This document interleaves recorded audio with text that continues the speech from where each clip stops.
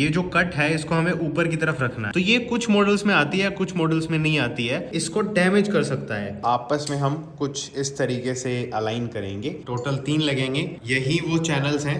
तो ये दोनों ट्यूब सेम नहीं है। उसको मैंने थोड़ा सा हीट करा। ये एक ऐसी चीज है जो कि जनरली लोग खोलते भी नहीं है। इसको जरूर से चेक करें, कंफ्यूजन है वो रहता है। फ्रिक्शन प्लेट्स हैं वो आपस में चिपकने के चांसेस रहते हैं। हमारी जो क्रैंकशाफ्ट है उसको ऑयल सप्लाई करने के लिए रिस्पॉन्सिबल है। ये दोनों एकदम आमने सामने हैं। थोड़ा सा एंटी क्लॉकवाइज रोटेट करेंगे तो ये डेफिनेटली ऑयल है वो लीक करने वाला है। पिस्टन रिंग का जो गैप है इस वाले पर आपको ये मार्किंग देखने को मिल जाएगी। क्रिस क्रॉस पैटर्न में ही टॉर्क करना है। ये मुंह उठा करके ऐसे ही नहीं लगा देने हैं। कौन सी कैमशाफ्ट इनटेक है, कौन सी एग्जॉस्ट। टैपेट एडजस्टमेंट नहीं है, इसमें शिम एडजस्टमेंट है। आज हम रीबिल्ड करने वाले हैं KTM ड्यूक 200 BS3 मॉडल का इंजन। लेकिन BS3, BS4, BS6 फेज 2 सबका सेम होने वाला है। साथ ही साथ ड्यूक 200 और RC 200 का भी जो लेआउट है वो एग्जैक्टली सेम होने वाला है। तो ये जो वीडियो है आई थिंक आपको पता चल गया होगा कि कौन कौन से इंजन मॉडल्स और वेरिएंट्स पर अप्लाई होने वाली है। सो विद दैट बीइंग सेड, अभी ज़्यादा टाइम वेस्ट करे बिना सीधा अपनी जो स्टेप 1 है उसकी तरफ मूव ऑन करते हैं, जो कि होने वाली है अरेंजमेंट।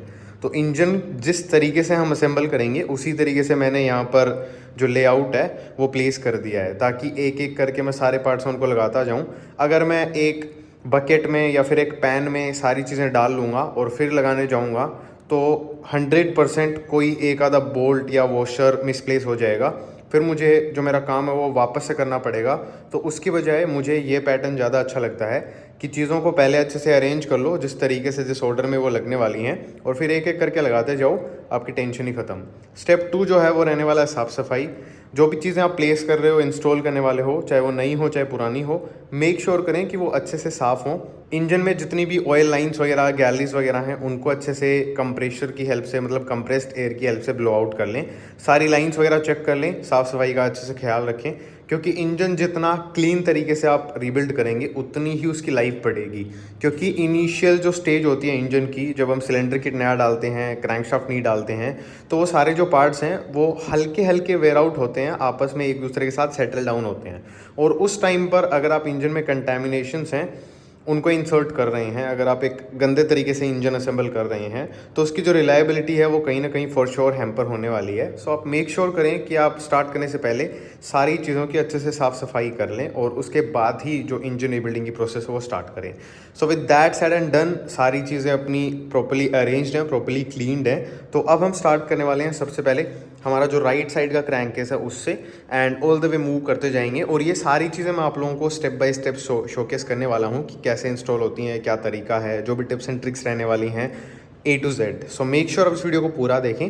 तो बस अभी ज़्यादा टाइम वेस्ट नहीं करते, सीधा अपना जो आरएच कवर है उसकी तरफ मूव ऑन करते हैं। एंड अपना जो आरएच कवर है उसमें सबसे पहले हम स्टार्ट करेंगे वाटर पंप की ऑयल सील्स हैं उनको लगाने से। उसकी सर क्लिप लगेगी, उसके बाद में कुछ बैरिंग्स वगैरह लगेंगे, फिर अपनी जो बैलेंसर शाफ्ट है वो लगेगी। और इन सारी चीज़ों को इंस्टॉल करते टाइम जो लुब्रिकेशन यूज़ होगा वो रहेगा अपना इंजन ऑयल, मोतुल का 7100 20W50, क्योंकि KTM ने ड्यूक 200 के लिए वही रिकमेंड कर रखा है। तो सबसे पहले अपनी जो ऑयल सील्स हैं उनको इंस्टॉल करने से शुरू करते हैं। तो ये रही अपनी ऑयल सील्स, दोनों सेम ऑयल सील्स हैं, तो कोई सी को भी आप किसी भी साइड लगा सकते हैं, डजंट मैटर। खाली जो चीज़ मैटर करती है वो इनकी डायरेक्शन। इनमें ये वाला जो हिस्सा है स्प्रिंग वाला वो बाहर रहेगा। इस साइड एक ऑयल सील लगेगी, वो कुछ ऐसे लगने वाली है, इसमें ये हिस्सा हम बाहर रखेंगे।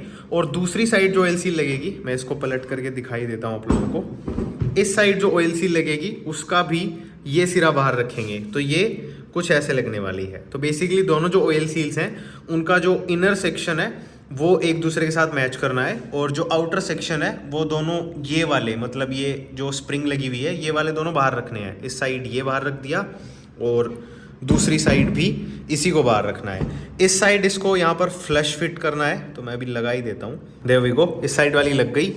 अब जो ये वाली साइड है ये फ्लश नहीं लगानी है, इसको थोड़ा अंदर पुश करना है, क्योंकि हमें ये जो एक सर्कलिप है ये इंस्टॉल करनी पड़ेगी। तो उसके लिए जो ऑयल सील है उसको अंदर की साइड प्रेस करना है। अब फ्लश तक तो आप हाथ से कर सकते हैं, लेकिन उसके बाद कैसे करेंगे, तो उसके बाद आप उसी सील का जो आउटर डायमीटर है उसकी साइज का एक सॉकेट यूज कर सकते हैं सील को प्रेस करने के लिए। तो इसको लगाते हैं और सील को जो अंदर की साइड पुश करते हैं। बेसिकली जो ऑयल सील है उसको इतना पुश करना है कि जो सर क्लिप हम लगाने वाले हैं, उसके लिए अंदर की साइड एक स्लॉट बना हुआ है, उसके अंदर ये जो सर क्लिप है ये फिट हो सके, इतना गैप हमें क्रिएट करना है। तो अभी मैंने कर दिया, अभी टेस्ट फिट करके देखते हैं कि ये जो सर क्लिप है ये प्रॉपर्ली स्लॉट में फिट हो रही है या नहीं। अगर ये हो जाती है that means we are good to go. अगर ये नहीं होती है तो हमें जो ऑयल सील है उसको और थोड़ा सा नीचे की साइड पुश करना पड़ेगा। So there we go, circlip है वो परफेक्टली फिट हो गई है। दैट मीन्स कि हमारी जो वाटर पंप की ऑयल सील्स का इंस्टॉलेशन है वो प्रॉपर्ली हो चुका है। तो अभी हम लगाएंगे यहाँ पर जो बैरिंग लगेगा उसको, जो कि है ये वाला। अब इसमें एक चीज़ ये है कि इसमें ये एक ग्रूव बना हुआ है, ये जो कट है इसको हमें ऊपर की तरफ रखना है और इस पर थोड़ा सा ऑयल पहले से लगा हुआ है, बट स्टिल थोड़ा सा जो ऑयल है वो हमें यहाँ पर लगाना है और अभी इसको ऐसे ड्रॉप करना है, थोड़ी सी टैपिंग करनी पड़ेगी। तो टैपिंग के लिए जो बाहरी हिस्सा है बैरिंग का उस पर हम टैप करने वाले हैं और चारों तरफ बराबर टैपिंग करनी है। ऐसा नहीं है कि एक जगह पर आप ज़्यादा चोट मार रहे हैं, बाकी की जगह आप टच ही नहीं कर रहे हैं। और बैरिंग जो है वो पूरा ऑल द वे इंसर्ट हो जाएगा। तब एक तो आप चोट मारेंगे तब आवाज़ भारी आएगी, दूसरा ये जो कट है इसकी जो हाइट है उसको आप अभी चेक कर सकते हैं, इससे मेजर कर लेना। बाकी ये इस पर एक स्टॉपर प्लेट लगती है, ये कुछ इस तरीके से लगती है, तो यही नहीं लग पाएगी अगर आपका बैरिंग प्रॉपर्ली इंस्टॉल नहीं हो रखा होगा तो ये मैच नहीं होगी। तो ये लग गई। अब यहाँ पर स्क्रू लगाना है, तो ये कुछ ऐसा सा स्क्रू है, इस पर मैंने थोड़ा सा लॉकटाइट यूज़ करा है और अब इसको यहाँ पर लगा करके मैं टाइट कर दूंगा। There we go. और ये छोटी छोटी चीज़ें जैसे कि बोल्ट कैसे टाइट करना है ये सब मैं अब नहीं दिखाने वाला हूँ, क्योंकि 4 साल से इस चैनल पर इतने इंजन रिबिल्ड मैं दिखा चुका हूँ कि ये सब अब मुझे भी बोरिंग लगने लग गया है। आपको अगर सीखना है तो आप प्रीवियस वीडियोस हैं उनको जा कर के देख सकते हैं। हालांकि जहाँ पर भी टॉर्क स्पेक्स रिक्वायर्ड रहेंगे वहाँ पर मैं टाइम लेकर के आपको टॉर्क स्पेक्स बता दूंगा और अगर कुछ स्पेशल पैटर्न रहेगा टाइटिंग का तो वो बता दूंगा। ये बिल्कुल सिंपल सा था तो इसलिए मैंने मेंशन नहीं करा है। विद दैट सेड अब बारी आती है जो नेक्स्ट बैरिंग है हमारा उसको इंस्टॉल करने की, जो कि होने वाला है हमारा जो क्रैंकशाफ्ट का मेन बैरिंग है वो। तो इसमें जो ये नंबर्स वगैरह लिखे हुए हैं इसको हम ऊपर रखते हुए इसको यहाँ पर ऐसे लगाएंगे और इसको टैप करके लगाना है। तो टैपिंग वाली प्रोसेस मैंने बताई रखी है, इसके बाहरी किनारे पर टैप करके इसको इंस्टॉल करना है। जब आवाज़ भारी होने लग जाए तब छोड़ देना है। फिर बारी आती है इस वाले की, ये जो गियर बॉक्स की आउटपुट शाफ्ट है उसके इस साइड वाले सिरे का बैरिंग है, इसमें भी नंबर्स ऊपर की साइड रखने हैं, इसको भी लगाना है, टैप करना है और छोड़ देना है। उसके बाद में ये वाला लगेगा तो ये यहाँ पर डायरेक्टली ड्रॉप हो जाएगा, इसको थोड़ा बहुत ही टैप करना पड़ेगा, ज़्यादा टैप करने की ज़रूरत नहीं है। तो इन तीनों को मैं लगा लेता हूँ, उसके बाद में यहाँ पर एक स्टॉपर प्लेट लगेगी, उसके बारे में बात करेंगे। तो ये रही प्लेट का ये वाला हिस्सा यहाँ पर कुछ इस तरीके से लगेगा और उसके बाद में ये जो बोल्ट है इस पर थ्रेड लॉकर लगाना है और इसको टाइट करना है। और इसका जो टॉर्क है वो 8 न्यूटन मीटर्स है वो रहने वाला है। सो मेक श्योर आप इसको प्रॉपर टॉर्क पर टाइट करें। उसके बाद में बारी आती है अपनी जो बैलेंसर शाफ्ट है उसको लगाने की, बट इसमें एक साइड तो बैरिंग मैंने रिप्लेस कर दिया है, दूसरी साइड वाला कैसे लगाना है वो बता देता हूँ। तो ये रहा अपना बैरिंग, इसके अगेन जो लेटर्स वगैरह हैं वो बाहर की साइड रखेंगे और ये रही अपनी शाफ्ट। तो सबसे पहले इसको यहाँ पर लगा लेंगे, उसके बाद में हमें ये जो रीसेस है इसमें इस बैरिंग को पुश करना है। तो अब क्योंकि हमारा जो बैरिंग है उसकी हम अंदर वाली जो रेस है उसको इस शाफ्ट में लगा रहे हैं, तो हम एक ऐसा सॉकेट लेंगे जो कि इसकी अंदर वाली जो रिंग है उसकी साइज़ का हो। तो ये जो 16 mm का डीप सॉकेट है ये इसी साइज़ का है। एंड अभी क्या करेंगे, इस साइड से हथौड़े की हेल्प से इस पर चोट मारेंगे और जब तक ये जो रेस है ये यहाँ पर आकर के टच ना हो जाए तब तक हम इसको पुश करते रहेंगे। तो आधा तो मैंने फिट कर ही दिया है और ये बचा हुआ भी हो गया। So done with this. अब इस शाफ्ट को लगाना है, तो इसका ये हिस्सा ऊपर रहेगा, ये हिस्सा जाएगा सील्स की साइड। अब इसमें एक और ट्रिकी पार्ट है, वो है कि यहाँ पर आपको एक ये छोटी सी रबड़ की रिंग दिख रही होगी ये वाली। तो ये कुछ मॉडल्स में आती है, कुछ मॉडल्स में नहीं आती है। आपके वाले में अगर निकले तो ही आपको लगानी है, अगर ना निकले तो मत लगाना। इस वाले में थी इसलिए मैंने इसको रिप्लेस कर दिया है नई रिंग के साथ में। अभी इसका ये वाला हिस्सा है इसको अच्छे से लुब्रिकेट करेंगे कुछ इस तरीके से, और साथ ही साथ जो ऑयल सील्स हैं उनका अंदर का जो हिस्सा है उसको भी अच्छे से लुब्रिकेट करेंगे। और बैरिंग जहाँ पर लगेगा उस पर भी थोड़ा सा ऑयल लगा देना है। अब इसको ध्यान से इस ऑयल सील में से पास थ्रू करना है, और ये जो हिस्सा है ये इसको डैमेज कर सकता है, बस ध्यान ये रखने वाली चीज़ है। तो इसको उठाइए और यहाँ से पास थ्रू करिए बहुत ही ध्यान से, बहुत ही पेशेंसली। थोड़ा सा आप चाहें तो इसको ट्विस्ट करते हुए भी पुश कर सकते हैं। अभी थोड़ा सा और पुश करना है, तो मैं मैलेट की हेल्प से इसको ऊपर से थोड़ा सा टैप करूंगा। अब रीज़न ये है इसके पीछे कि ये जो ब्लॉक है ये ऑलमोस्ट 2 साल से बाइक ये खोल दी गई थी, और इस पर जहाँ जहाँ पर भी ये जो रिसेसेस हैं इन पर माइनर रस्टिंग है वो आ गई है, तो उसकी वजह से हर चीज़ है उसको टैप करके लगाना पड़ रहा है। अदरवाइज़ ये वाला बैरिंग, ये वाला बैरिंग, ये वाला बैरिंग, ये बहुत ही आसानी से लग जाते हैं। खाली ये बैरिंग और ये बैरिंग है, इनको टैप करना पड़ता है। बट तो रीज़न आपको पता चल गया है, तो अब इसको थोड़ा सा टैप करके मैं इसको प्रॉपर्ली अलाइन करता हूँ और फिर आपको इसकी जो फिटमेंट है वो दिखाता हूँ। So check it out guys, ये एकदम फ्लश फिटमेंट होनी चाहिए और इसका जो रोटेशन है वो भी एकदम स्मूथ है। थोड़ा सा रेजिस्टेंस आपको फील होगा वो जो 2 ऑयल सील्स हैं उनकी वजह से, लेकिन वो नॉर्मल है, so don't be afraid of that. अब यहाँ पर एक स्टॉपर प्लेट लगेगी ये वाली, तो इसको आप इस तरीके से यहाँ पर लगाएं। इसमें ये इस साइड आपको थोड़ा सा उभरा हुआ सेक्शन दिखेगा, एक इस साइड है, तो ये इसको रोक के रखने के लिए है। जब आप इसको टाइट करेंगे तब, तो इसको अलाइन करते हुए ये 8 नंबर का बोल्ट लगाना है और इसको भी 8 न्यूटन मीटर्स पर टॉर्क करना है, और इस पर भी जो थोड़ा सा थ्रेड लॉकर है वो लगाना है। एंड अभी एज ए नेक्स्ट स्टेप हमारा जो गियर बॉक्स है उसको हम इंस्टॉल करने वाले हैं, लेकिन इंस्टॉलेशन से पहले गियर बॉक्स को अच्छे से असेंबल करना पड़ेगा, और उसी को एकदम सुपर इजी मेथड में बताने के लिए मैंने ये सारा जो अरेंजमेंट है वो करा है। तो शुरुआत करते हैं अपनी जो इनपुट शाफ्ट है उससे। तो इसमें जो फर्स्ट गियर है इसका वो बिल्ट इन है, अगर इसको आपको चेंज करना है तो आपको शाफ्ट को ही चेंज करना पड़ेगा। तो ये हमारा परमानेंटली लगा रहता है। उसके बाद में नेक्स्ट चीज़ जो हमें लगानी है वो है ये वॉशर। इसको आप एज ए शिम भी अंडरस्टैंड कर सकते हैं, क्योंकि इसके आगे जो गियर लगेगा और ये जो गियर है इनके बीच में ये एक स्पेसर टाइप या फिर शिम टाइप चीज़ का काम करता है, जिससे कि इन दोनों के बीच का जो फ्रिक्शन है वो कम हो सके। तो ये लग गया। उसके बाद में हमारा जो 6th गियर है वो लगने वाला है। तो इसमें ये वाली डायरेक्शन हम इस तरफ रखेंगे, ये बेसिकली कुछ इस तरीके से लगेगा। एंड ये जो जितने भी गियर्स वगैरह मैं लगा रहा हूँ, तो अभी मैं इन पर ऑयल वगैरह यूज़ नहीं कर रहा हूँ, लेकिन आपको जो इंजन ऑयल है वो ज़रूर से यूज़ करना है। मेरा यूज़ ना करने के पीछे का रीज़न ये है कि ऑयल लगते ही ये रिफ्लेक्टिव हो जाते हैं और फिर जो कैमरा है वो अच्छे से फोकस नहीं कर पाता है। तो मैं ये सब करने के बाद में ऑयल लगा लूँगा।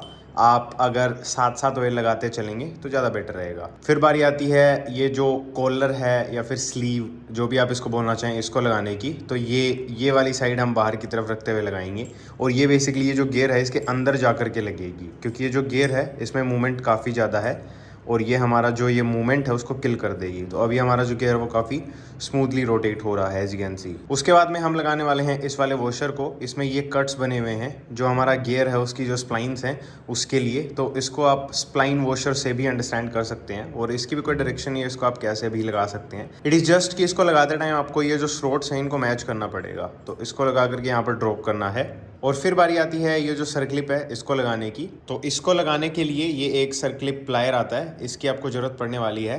इस सर्क्लिप प्लायर के जो एंड्स हैं उनको यहाँ पर रख के कुछ इस तरीके से इसको हम एक्सपैंड कर लेंगे और फिर इसको इधर से इंसर्ट करेंगे। और जैसे कि आपको यहाँ पर ये कट दिख रहा है, वैसे ही यहाँ पर एक कट है, एक प्रॉपर स्लॉट है जिसमें ये जो सर्क्लिप है ये जाकर के लॉक होने वाली है। तो मैं ये काफ़ी सारे वीडियोस में दिखा चुका हूँ, ये काफ़ी टीडियस प्रोसेस है, तो मुझे थोड़ा टाइम लगेगा इसको लगाने में। तो मैं इसको लगा लेता हूँ और फिर आगे का जो स्टेप है उसकी तरफ मूव ऑन करेंगे, जो कि होने वाला है हमारा 3rd और 4th गियर है, दोनों को एक साथ लगाना। अब ये 2 गियर्स एक ही जो गियर है उसमें बिल्ट इन है, तो इसीलिए इन दोनों को एक साथ बोला जा रहा है। और इनको लगाने की जो डायरेक्शन है वो कुछ इस तरीके से है कि जो स्मॉल गियर है जिसमें कम टीथ्स हैं वो हम बाहर की तरफ रखेंगे, और जो बड़ा गियर है जिसमें ज़्यादा टीथ्स हैं उसको हम अंदर की तरफ रखेंगे। सो ये कुछ इस तरीके से लगने वाला है। एंड इसका जो सेलेक्टिंग मैकेनिज्म है वो आप अभी देख सकते हैं। ये जब हम दूसरा गियर शिफ्ट करेंगे तब यहाँ तक आएगा, तो ये रोटेट करेगा और इसके अंदर ये प्रॉपर्ली स्लाइड इन हो रहा है। तो ये हमारा लग गया। अब यहाँ पर लगेगी फिर से ये सर्क्लिप, तो इसको लगाते हैं। There we go. यहाँ पर हमारी जो सर्क्लिप है वो लग चुकी है। लगाने के बाद में सर्क्लिप को थोड़ा सा रोटेट करके चेक करना रहता है कि ये इसका जो स्लॉट है उसमें प्रॉपर्ली बैठी है या नहीं। उसके बाद में फिर से जो स्प्लाइन वॉशर है उसको लगाना है, तो इसको भी आप कैसे ही लगा सकते हैं। There we go. फिर बारी आती है ये वाला गियर लगाने की, जो कि हमारा 5th गियर है। एंड इसमें टोटल 22 टीथ्स हैं, और इसमें प्लेन साइड है उसको बाहर रखेंगे, कट वाली साइड है उसको अंदर रखेंगे, तो ये ऐसे लगेगा। और जब शिफ्टिंग की बारी आएगी तो ये कुछ इस तरीके से शिफ्ट होना। So we are good to go. फिर बारी आती है जो सेकंड गियर है उसको लगाने की। तो वैसे तो इन माय ओपिनियन इसको आप कैसे भी लगा सकते हैं, लेकिन इसमें ये जो साइड है ये हल्की सी टेपर्ड है और ये साइड एकदम फ्लैट है। तो फ्लैट साइड को हम नीचे की तरफ रखेंगे और जो स्लाइट टेपर्ड साइड है उसको हम ऊपर की तरफ रखते हुए लगाएंगे। तो ये कुछ ऐसे लगेगा। एंड फिर इसके ऊपर ये जो वॉशर है ये हम ड्रॉप कर देंगे और हमारी जो इनपुट शाफ्ट है वो कम्प्लीटली रेडी हो चुकी है। तो अभी बारी आती है आउटपुट शाफ्ट को असेंबल करने की। तो आउटपुट शाफ्ट में सबसे पहले वाला जो रीसेस है उसमें ये एक ओरिंग लगती है।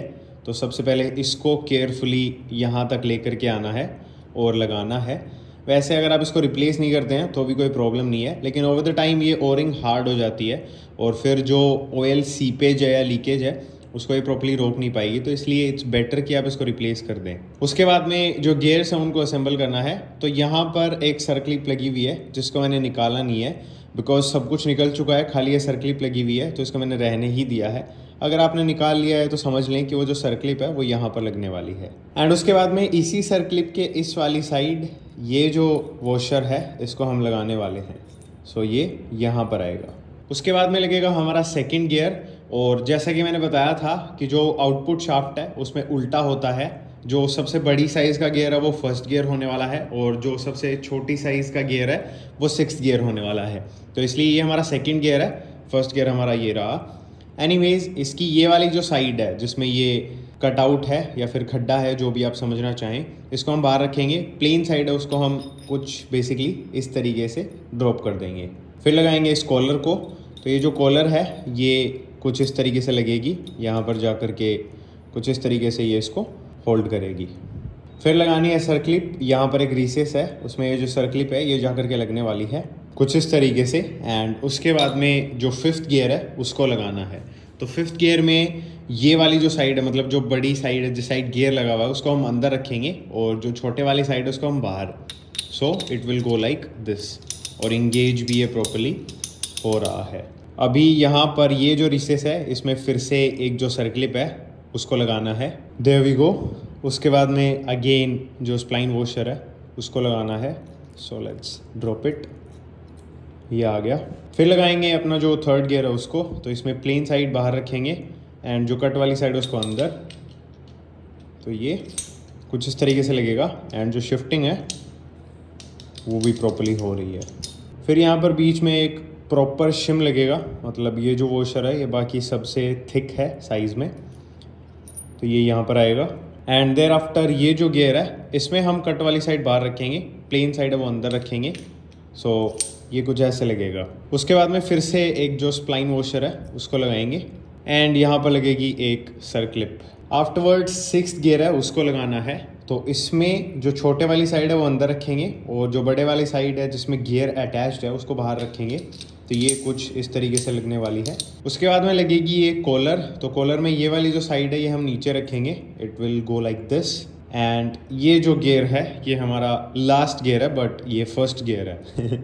सो इसकी प्लेन जो साइड है वो बाहर रहेगी एंड ये वाली जो साइड है अंदर रखेंगे एंड ये कुछ ऐसे लगेगा। एंड लास्टली हमारा जो वॉशर है वो लग जाएगा।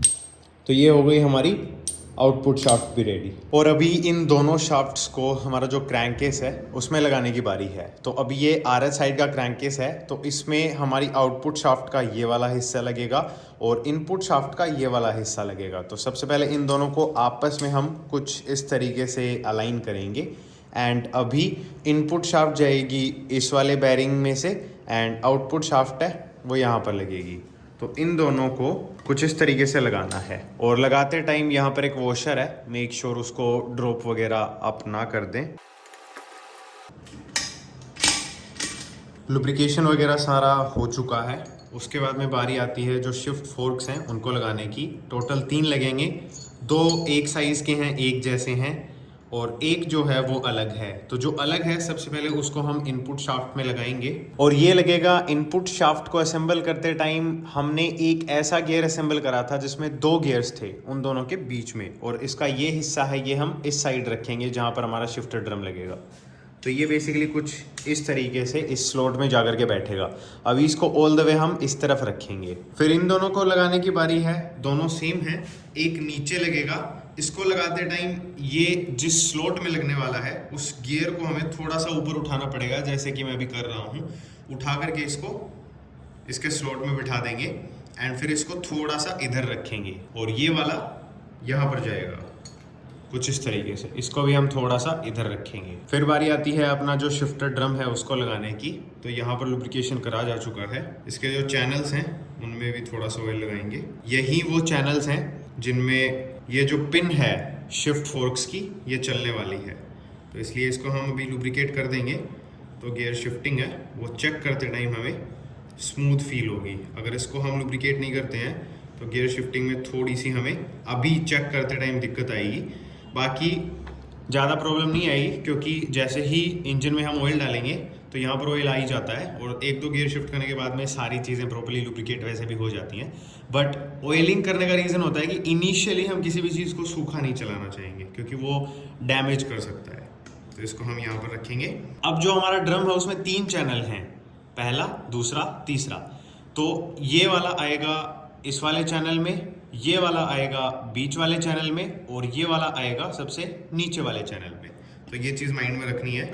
एंड अभी मैं इनको 1 बाय 1 उठा के इनके जो रेस्पेक्टिव चैनल्स हैं जो कि मैंने बताए थे उनमें लगा रहा हूँ। तो ये एक लग गया एंड इसी तरीके से दूसरी साइड वाले भी लगाने हैं।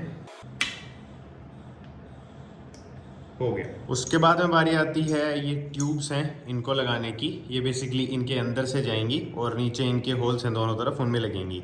तो ये दोनों ट्यूब सेम नहीं है, दोनों ही वैसे आर पार हैं, लेकिन एक की जो साइज है अंदर की वो आप देख सकते हैं कि कम है, एक की ज़्यादा है। जो ज़्यादा वाली है उसमें ज़्यादा इसलिए है क्योंकि इसमें ये स्प्रिंग्स लगती हैं। तो सबसे पहले ये वाली ट्यूब जिसमें स्प्रिंग वगैरह नहीं लगेगी इसको हम यहाँ पर लगाएंगे। तो इसको मैंने लुब्रिकेट कर लिया है, अभी इसको खाली यहाँ पर लगाना है और ये जो होल है इसके साथ मैच करना है। इसको ऑल द वे पुश कर देंगे एंड देयर वी गो। अब बारी आती है इनकी। तो इसमें इस साइड ये स्प्रिंग लगेगी। अगर ये स्प्रिंग रुकती नहीं है तो आप ग्रीस वगैरह लगा सकते हैं, बाकी मैं इसमें ऑयल डाल करके और ये स्प्रिंग लगा दूंगा तो ये टेम्परेरीली एक बार रुक जाएगी और एटलीस्ट आई होप सो ये इधर से लगेगी ऑल द वे। और इसमें भी हमें जो होल है उसको अलाइन करना है और ये हमारी इंस्टॉल हो जाएगी और दूसरी जो स्प्रिंग है वो ऊपर लगेगी। एक बार थोड़ा सा क्लोजअप दिखा देता हूँ। ये बेसिकली इस साइड कुछ इस तरीके से दिख रहा है setup as you can see, और दूसरी साइड कुछ इस तरीके से है। तो अभी हमारी जो क्रैंक है उसको लगाना है। तो ये रही हमारी क्रैंक। इसकी ये वाली साइड हम इधर ड्रॉप करेंगे। ये जो सेक्शन है कनेक्टिंग रोड वाला वो हम इस साइड रखेंगे एंड ये कुछ इस तरीके से जाएंगी। आपको इसको स्लाइटली टैप करना पड़ सकता है, जस्ट मेक श्योर आप इसको ज़्यादा टैप ना करें बिकॉज जो बैरिंग है वो डैमेज हो सकता है। So there we have it. हमारी जो क्रैंक शाफ्ट है वो इंस्टॉल हो चुकी है and I am not gonna lie and से कि ये टैप करके इंस्टॉल हो गई। इससे टैप कर रहा था बट ये इंस्टॉल हो नहीं रही थी। So what I did is कि जो क्रैंकेस में हमने बैरिंग लगाया था उसको मैंने थोड़ा सा हीट करा एंड हीट होने की वजह से जो क्रैंक शाफ्ट है वो उसके बाद में डायरेक्टली मैंने इंस्टॉल करी एंड इमीडिएटली बॉटम आउट हो गई। तो कुछ इस तरीके से मैंने इसको इंस्टॉल करा है। तो आप हीट करके इंस्टॉल करना, ज़्यादा क्रैंक पर चोट मत मारना, अदरवाइज़ ये बैरिंग या फिर नीचे वाला बैरिंग या फिर इसकी जो बैलेंसिंग है वो आउट ऑफ बैलेंस हो सकती है, क्रैंक डैमेज हो सकती है, बैरिंग डैमेज हो सकता है। तो एक छोटा सा प्रिकॉशन है। तो बस हमारा जो RH क्रैंक केस है उसमें यही सारी चीज़ें थी जो कि हमें लगानी थी। अब हमें इसके ऊपर LH क्रैंक केस है उसको इंस्टॉल करना है, लेकिन उससे पहले हमें ये जो क्रैंक केस है इसको प्रिपेयर करना पड़ेगा। And by that I mean कि इसमें जो बैरिंग्स एंड ऑयल सील्स लगती हैं सबसे पहले उनको लगाना पड़ेगा। तो सबसे पहले बैरिंग्स की बात करेंगे। ये एक नीडल बैरिंग है जो कि हमारी जो इनपुट शाफ्ट है उसका दूसरा जो सिरा है उसको एक तरीके से सपोर्ट प्रोवाइड करता है। तो इसमें ये जो लेटर्स लिखे हुए हैं जैसे कि जर्मनी लिखा हुआ है या फिर इसके पार्ट नंबर लिखे हुए हैं, इनको हम ऊपर रखेंगे। प्लेन जो साइड है वो नीचे रखेंगे। थोड़ा सा इसको लुब्रिकेट करके यहाँ पर प्लेस करके इसको टैप करना है। टैप करने के लिए सॉकेट यूज़ करना है अप्रोप्रिएट इसके फेस का। और ये जो बैरिंग है ये काफ़ी फ्रेजाइल आते हैं, तो इन पर ज़्यादा आप जोर वगैरह लगाएंगे तो इनके जो फेस हैं बेंड हो जाएंगे, फिर ये नीडल्स हैं काम नहीं करेंगे। तो बहुत सारी चीज़ें, इसलिए थोड़ा सा केयरफुल रहें। आप चाहें तो इस एरिया को आप हीट करके भी इसको टैप करके ड्राइव कर सकते हैं, थोड़ा सा और आसान हो जाएगा। उसके बाद में लगेगा ये वाला बैरिंग। तो इसमें एक साइड आपको सील्ड मिलेगी, एक साइड आपको ओपन मिलेगी। तो ओपन साइड है वो हमें बाहर की तरफ रखनी है और जो सील्ड साइड है वो हमें अंदर की तरफ रखनी है। ये बेरिंग इस तरीके से लगेगा। तो सबसे पहले मैं इन दोनों को लगाता हूँ। So done with these, properly install हो चुके हैं and I went ahead and ये जो दोनों ऑयल सील्स हैं ये भी मैंने इंस्टॉल कर दी हैं। तो ऑयल सील्स हैं, उनकी डायरेक्शन आप देख लीजिए। लगाने का तरीका वही सिंपल है, बार बार बताने का क्या फ़ायदा। अभी ये एक सर्क्लिप है जो कि यहाँ पर लगेगी, तो इसको लगाते हैं। सो इसके लिए जो टूल लगेगा वो गियर बॉक्स से थोड़ा सा डिफरेंट है। गियर बॉक्स में बेसिकली जो टूल है वो आउटवर्ड्स एक्सपैंड होता है, बट इसमें ये इनवर्ड्स, क्योंकि ये स्प्रिंग है, ये हमें अंदर की साइड कंप्रेस करके फिर इसका जो स्लॉट है उसमें डालनी है। एंड स्लॉट में लगने के बाद में थोड़ा सा इसको रोटेट करके देखेंगे एंड फिर इसको छोड़ देंगे। अगर ऑयल सील स्लॉट से ऊपर रहेगी तो हमारी जो सर्कलिप है वो नहीं लगेगी। ऑयल सील को जरूरत से ज़्यादा भी नीचे पुश नहीं कर देना है, अदरवाइज ऑयल सील का जो पर्पस है वो खत्म हो जाएगा। तो ऑयल सील को एकदम प्रॉपर्ली इंस्टॉल करना है एंड उसके जस्ट ऊपर ये जो सर्कलिप इसको लगा देना है। एंड उसके बाद में दो डावल्स हैं जो कि हमारा RH क्रैंककेस है, उसमें एक तो लगेगी यहाँ पर और दूसरे वाली है वो लगेगी यहाँ पर। फिर प्लेस करेंगे इस पर गैस्केट को। तो ये पेपर गैस्केट है जिस पर मैंने थोड़ा सा ग्रीस यूज़ करा है। ग्रीस यूज़ करना इसलिए मैं ज़रूरी समझता हूँ, एक तो ये चिपक अच्छे से जाता है, दूसरा अगर किसी भी रीज़न की वजह से हमें इसको फिर से खोलना पड़ेगा तो चांसेस हैं कि अगर हम ग्रीस लगाएंगे तो ये गैस्केट है ये हमारा बच जाएगा। अगर हम ग्रीस नहीं लगाएंगे तो ये गैस्केट है ये कहीं से फट सकता है निकालते टाइम। उसके अलावा ये जो गैस्केट है ये यहाँ पर इस फेस पर हम प्लेस कर रहे हैं, और ये जो फेस है ये इस साइड भी है और दूसरे वाले क्रैंककेस में भी है। तो अगर ये फेस है ये नॉर्मल है, थोड़े बहुत हल्के फुल्के ना के बराबर इसमें स्क्रैचेस वगैरह तो चल जाएंगे। अगर लाइन वगैरह बनी हुई है या फिर ऐसा स्क्रैच है जिस पर आप अपनी फिंगर है उसको रब करते हैं तो आप उस स्क्रैच के खड्डे को फील कर सकते हैं। देन आपको इस गैस्केट के साथ में ग्रीस यूज़ नहीं करना है, RTV सिलिकॉन यूज़ करना है। आप ग्रे RTV सिलिकॉन है उसको यूज़ कर सकते हैं। एनाबॉन्ड वगैरह या फिर वो जो क्लियर टाइप जो सीलेंट आता है उसको यूज़ ना करें। यहाँ पर ग्रे RTV सिलिकॉन ही रिकमेंडेड है।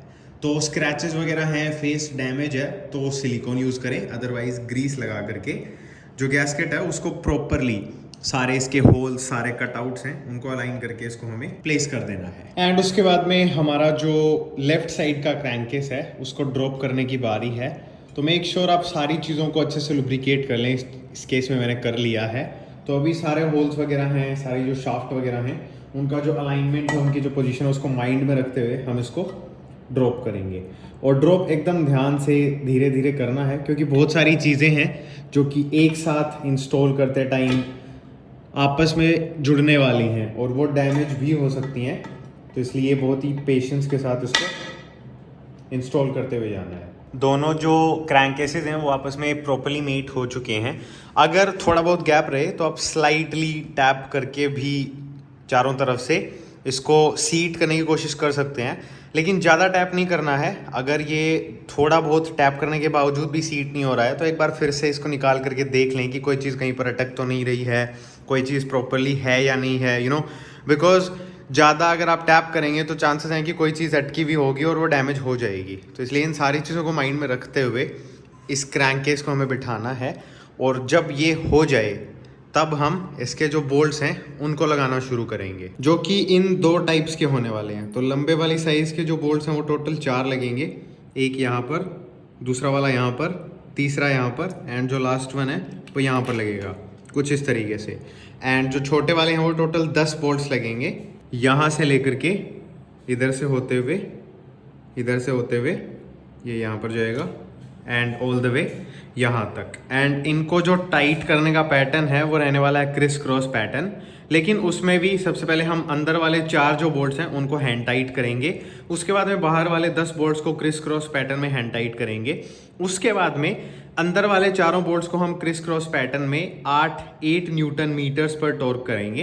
एंड आफ्टरवर्ड्स जो बाहर वाले बोल्ट्स हैं उनको क्रिस क्रॉस पैटर्न में 8 न्यूटन मीटर्स पर टॉर्क करना है।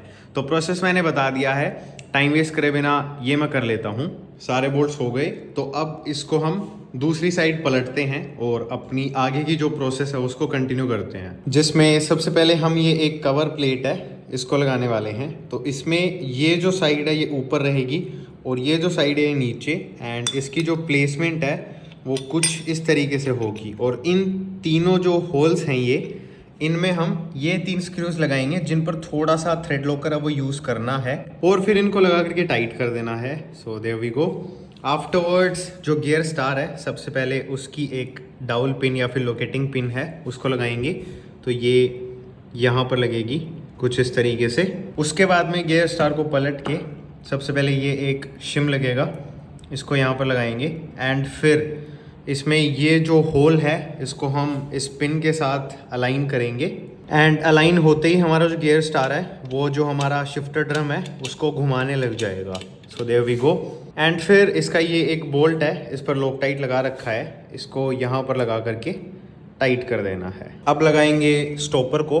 तो स्टॉपर में सबसे पहले ये जो वॉशर है बड़ा वाला ये यहाँ पर लगेगा, फिर इसके अंदर से ये जो बोल्ट है ये जाएगा, फिर ये छोटा वाला जो वॉशर है ये नीचे की तरफ लगेगा एंड ये जो स्प्रिंग है ये यहाँ पर कुछ इस तरीके से लगती है। ये जो स्लॉट है इसमें स्प्रिंग का ये वाला हिस्सा जाएगा और ये जो हिस्सा है बेसिकली ये जो यू बना हुआ है ये यहाँ पर लगेगा। तो ओवरऑल जो सेटअप है वो कुछ इस तरीके से रहने वाला है और जो स्प्रिंग है वो यहाँ पर ऐसे लगेगी। तो अभी इनको अलग करके सबसे पहले जो स्प्रिंग है उसको यहाँ पर प्लेस करते हैं एंड फिर नीचे वाले वॉशर को होल्ड रखते हुए सबसे पहले इसको यहाँ पर थोड़ा सा स्क्रू करते हैं। और ये जो बोल्ट मैंने लगाया है इसमें भी मैंने थ्रेड लॉकर वो यूज़ करा है। सो मेक श्योर आप भी थ्रेड लॉकर प्रॉपर्ली यूज़ करें। थोड़ा सा इसको हम स्क्रू कर दें तो जो स्प्रिंग है उसको उसकी पोजीशन में ला करके जो स्टॉपर है उसको हमें इस साइड लेकर के आना है,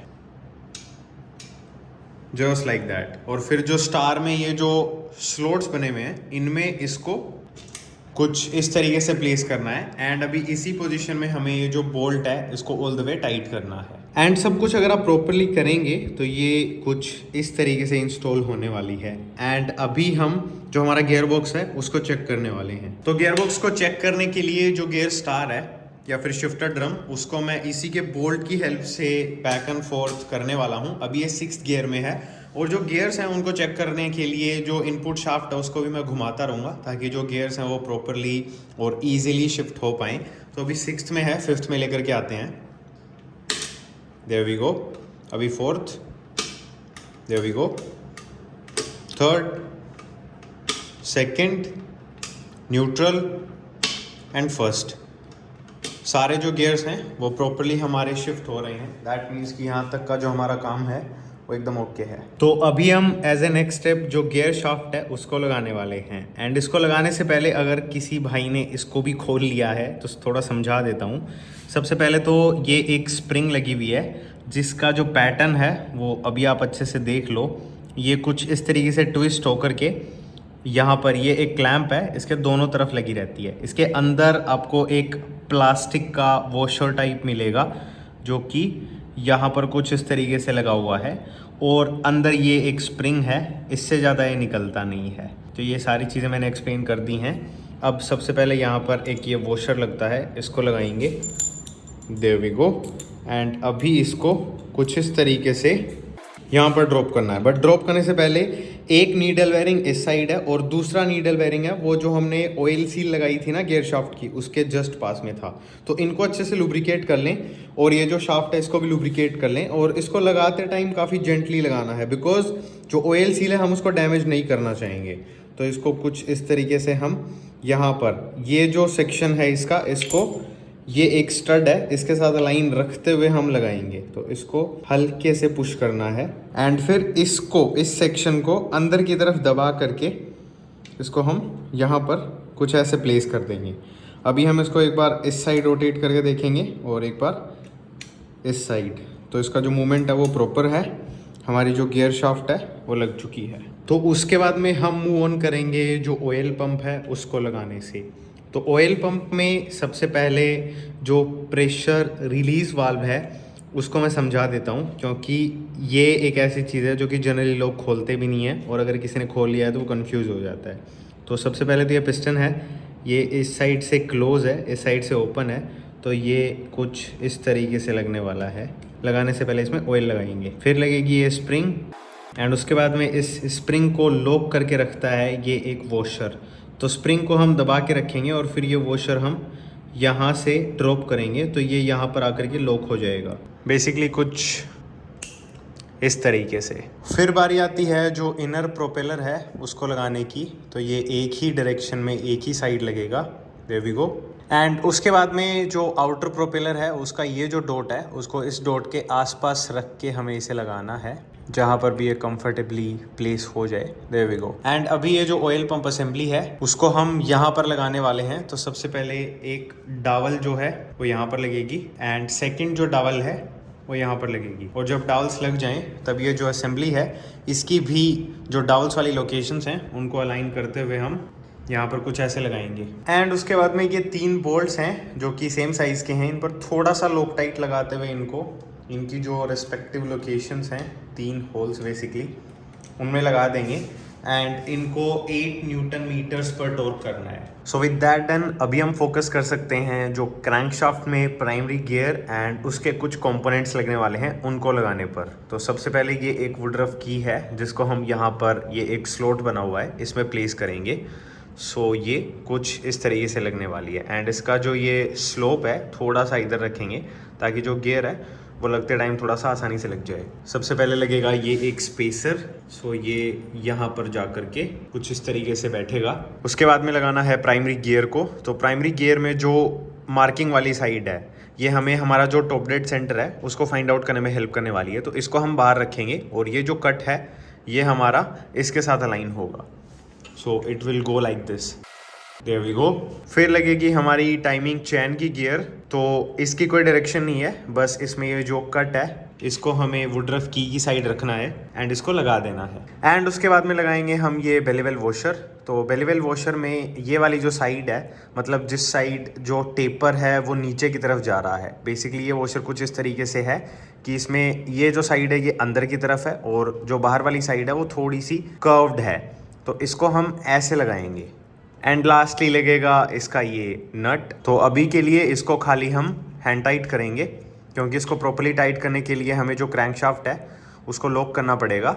एंड फॉर दैट जो नेक्स्ट वाला स्टेप होने वाला है वो ज़रूरी है, जो कि है क्लच हाउसिंग की इंस्टॉलेशन। तो सबसे पहले इसकी ये एक बुशिंग है, ये लगाएंगे। बुशिंग का ये जो हिस्सा है ये अंदर रहेगा, तो बुशिंग जो है वो कुछ ऐसे लगने वाली है। एंड उसके बाद में हमारी जो क्लच हाउसिंग के ये जो गियर्स हैं इनको प्राइमरी गियर के साथ हमें खाली मर्ज करके लगाना है। क्लच हाउसिंग की कोई भी टाइमिंग नहीं है, इट इज़ जस्ट कि इसको लगाते टाइम इन गियर्स के साथ इसको मैच करना है एंड ये लग जाएगा। सो अभी हम चाहें तो ये जो नट है इसको हम इन दोनों गियर्स के बीच में, एक गियर आता है इनको लॉक करने के लिए, या फिर एक फ्लैट हेड स्क्रू ड्राइवर लेकर के उसकी हेल्प से लॉक करके बेसिकली इसको हम टाइट कर सकते हैं। लेकिन बिकॉज यहाँ पर भी कुछ ऐसा सा ही नट लगने वाला है जब हम क्लच के सारे कंपोनेंट्स लगा देंगे, सो आई वुड रिकमेंड कि आप वो लगा लें, फिर दोनों जो नट्स हैं उनको एक साथ ही टाइट कर देंगे। एज ए नेक्स्ट स्टेप हम लगाने वाले हैं जो ऑयल पंप का ड्राइव गियर है उसको। तो ये कुछ इस तरीके से लगेगा, इसकी प्लेन साइड है वो अंदर की तरफ रहेगी और ये वाली जो साइड है इसे हम बाहर रखेंगे। साथ ही साथ इसमें ये एक फ्लैट सेक्शन है जो कि हमारी जो ऑयल पंप की जो शाफ्ट है उसमें भी हम देख सकते हैं। तो हमें इस फ्लैट सेक्शन को इसके साथ अलाइन करना है और इसके जो गियर्स हैं उनको जो क्लच हाउसिंग का गियर है उसके साथ अलाइन करना है। सो ये बेसिकली कुछ इस तरीके से लगने वाला है। एंड उसके बाद में इस गियर को लॉक करने के लिए ये एक सर्क्लिप है, इसको लगाना है। तो इसके लिए जो हमारी प्रोपेलर शाफ्ट है उसमें एक रिसेस बना हुआ है, एक कटआउट बना हुआ है, ये उसमें जाकर के लगेगी कुछ इस तरीके से। So keep that in mind. अभी एज ए नेक्स्ट स्टेप जो टाइमिंग चेन है उसको लगाते हैं। तो इसको आप नीचे से ऊपर भी ले जा सकते हैं और ऊपर से नीचे भी ड्रॉप कर सकते हैं, the choice is up to you. हमारा जो टाइमिंग चेन का जो गियर है उसमें इसको लगाना है एंड उसके बाद में बाहर की साइड निकाल करके ड्रॉप कर देंगे। आफ्टरवर्ड्स लगाएंगे एक साइड की जो टाइमिंग चेन की गाइड है उसको।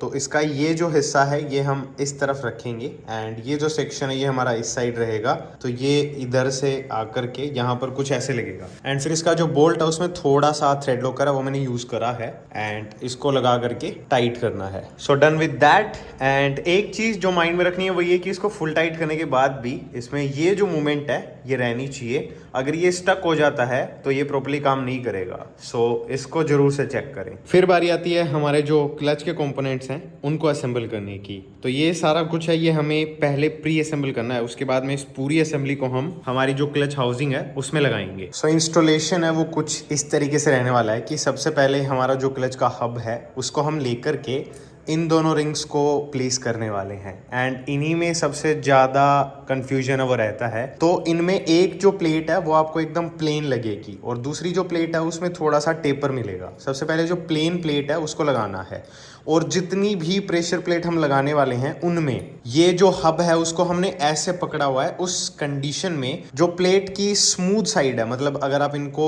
हाथ में ऐसे फील करने की कोशिश करेंगे ना प्लेट्स को, तो एक साइड आपको सभी प्लेट्स में रफ मिलेगी और दूसरी साइड है वो थोड़ी सी स्मूथ मिलेगी, थोड़ी सी सॉफ्ट मिलेगी। तो जो स्मूथ साइड है वो रहेगी नीचे की तरफ, स्मूथ साइड हमें ऊपर की तरफ रखनी होती है, लेकिन इसको हमने ऐसे पकड़ा हुआ है तब मैंने उसको नीचे रखा है। जब हम इसको लगाएंगे तो ये ऐसे लगेगा, तो जो स्मूथ साइड है वो ऑटोमेटिकली हमारी ऊपर आ गई है। तो ये चीज माइंड में रखते हुए सबसे पहले हमें ये जो सपोर्ट प्लेट है या फिर सपोर्ट रिंग है इसको लगाना है, जो कि हमने लगा दी है। अब बारी आती है इसकी, तो ये लगेगी ऐसे। सबसे पहले इसका जो टेपर है वो समझ लीजिए। इसको अगर ऐसे पकड़ोगे तो टेपर इसका ऐसे है कि ये साइड ऊंची है, ये साइड नीची है, मतलब ढलान कुछ इस तरीके से है कि इधर से नीचे की तरफ आ रहा है। अगर आप इसको ऐसे पकड़ते हो तो वो अपोजिट हो जाएगा, अंदर की साइड से फिर बाहर की तरफ ढलान हो जाएगा। ऐसे हमें इसको नहीं लगाना है, हमें इसको ऐसे लगाना है कि जो ढलान है वो बाहर की तरफ से अंदर की तरफ हो। तो ये बेसिकली ऐसे लगने वाली है। और अभी अच्छे से देख लीजिए कि इनके बीच में गैप है। अगर आप इसको उल्टा लगाएंगे जो कि ऐसे होगा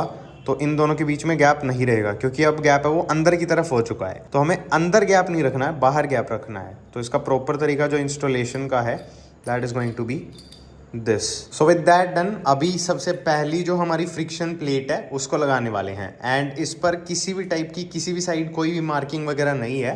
दैट मीन्स कि ये बाई डायरेक्शनल है, तो इसको ऐसे भी लगाया जा सकता है और इसको ऐसे भी लगाया जा सकता है। तो इसको हमने लगा दिया। तो अभी हमें एक प्रेशर प्लेट लगानी है प्रॉपर साइज वाली, और इसमें भी स्मूथ साइड है वो हम नीचे रख रहे हैं, क्योंकि जब हम इसको लगाएंगे तो स्मूथ साइड हमारी ऊपर आ जाएगी। अब वापस से एक फ्रिक्शन प्लेट लगेगी, लेकिन इनको लगाते टाइम एक चीज़ जो माइंड में रखनी है वो ये कि जितनी भी हमारी फ्रिक्शन प्लेट्स हैं उनको हमें ऑयल में डिप करके लगाना है।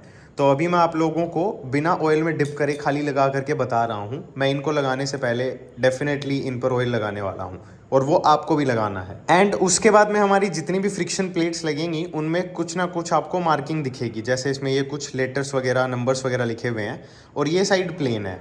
तो जो नंबर्स वगैरह लिखे हुए हैं मेरी प्रेफरेंस रहती है उनको मैं ऐसे रखूँ कि जब हम इसको लगाएंगे तो वो जो नंबर्स वगैरह हैं वो हमें दिखें, जैसे कि इस केस में ये दिख रहे हैं। हालांकि इससे कोई फ़र्क नहीं पड़ने वाला है, बट जस्ट मन की शांति के लिए ही समझ लीजिए।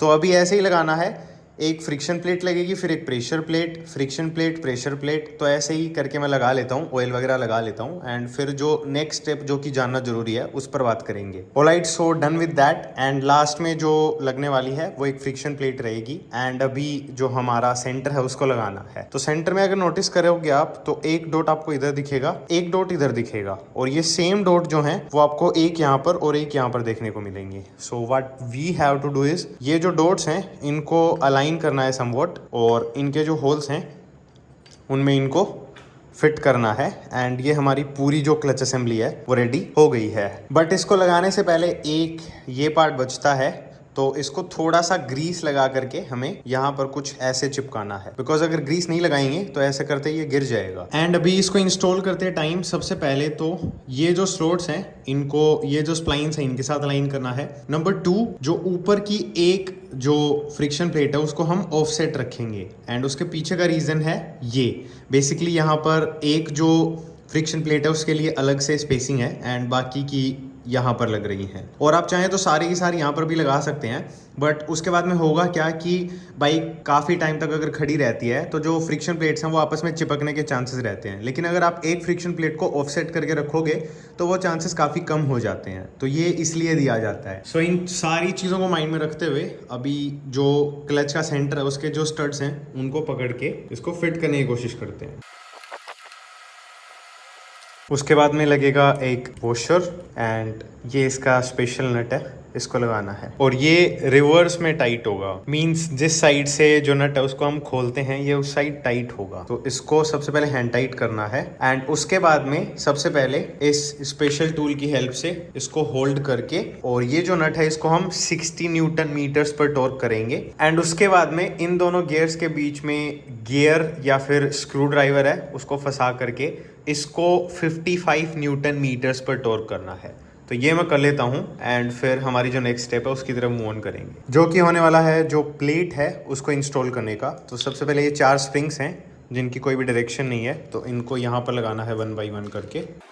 फिर ये जो प्लेट है इसको यहाँ पर प्लेस करना है एंड ये जो स्प्रिंग्स हैं ये इसके अंदर की साइड रहनी चाहिए, बाहर ना निकलें, क्योंकि इसमें स्प्रिंग्स को सपोर्ट करने के लिए चारों साइड ये सेक्शंस हैं ये बना रखे हैं, तो ये इनके अंदर रहनी चाहिए। यहाँ पर भी आप देख सकते हैं स्प्रिंग्स के लिए कटआउट है। सो मेक श्योर स्प्रिंग अपनी प्रॉपर पोजिशन में है एंड उसको वैसे ही होल्ड रखने की कोशिश करें एंड ये जो 4 बोल्ट्स हैं इनको लगा दें। और इनको टाइट करने का तरीका कुछ ऐसे है कि एक बोल्ट को थोड़ा सा टाइट करना है, फिर उसके अपोजिट साइड के बोल्ट को थोड़ा सा टाइट करना है और ऐसे ही बचे हुए 2 जो बोल्ट्स हैं उनको टाइट करना है।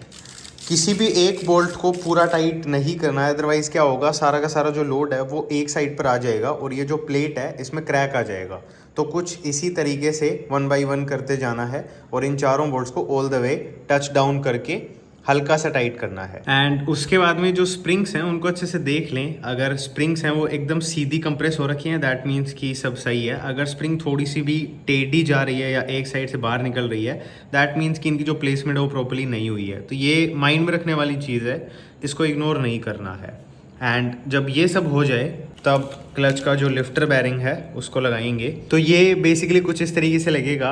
चाहे तो ये समझ लीजिए कि इसके जो नंबर्स वगैरह वो बाहर रखने हैं, चाहे ये समझ लीजिए कि इसकी ये जो खड्डे वाली साइड है ये अंदर रहेगी और जो उभरा हुआ सेक्शन है वो बाहर रहेगा एंड ये यहाँ पर इस रीसेस में लगेगा जस्ट लाइक दैट। उसके बाद में लगाएंगे 2 लोकेटिंग डावल्स। तो एक जो है वो यहाँ पर लगने वाली है and second one will go here.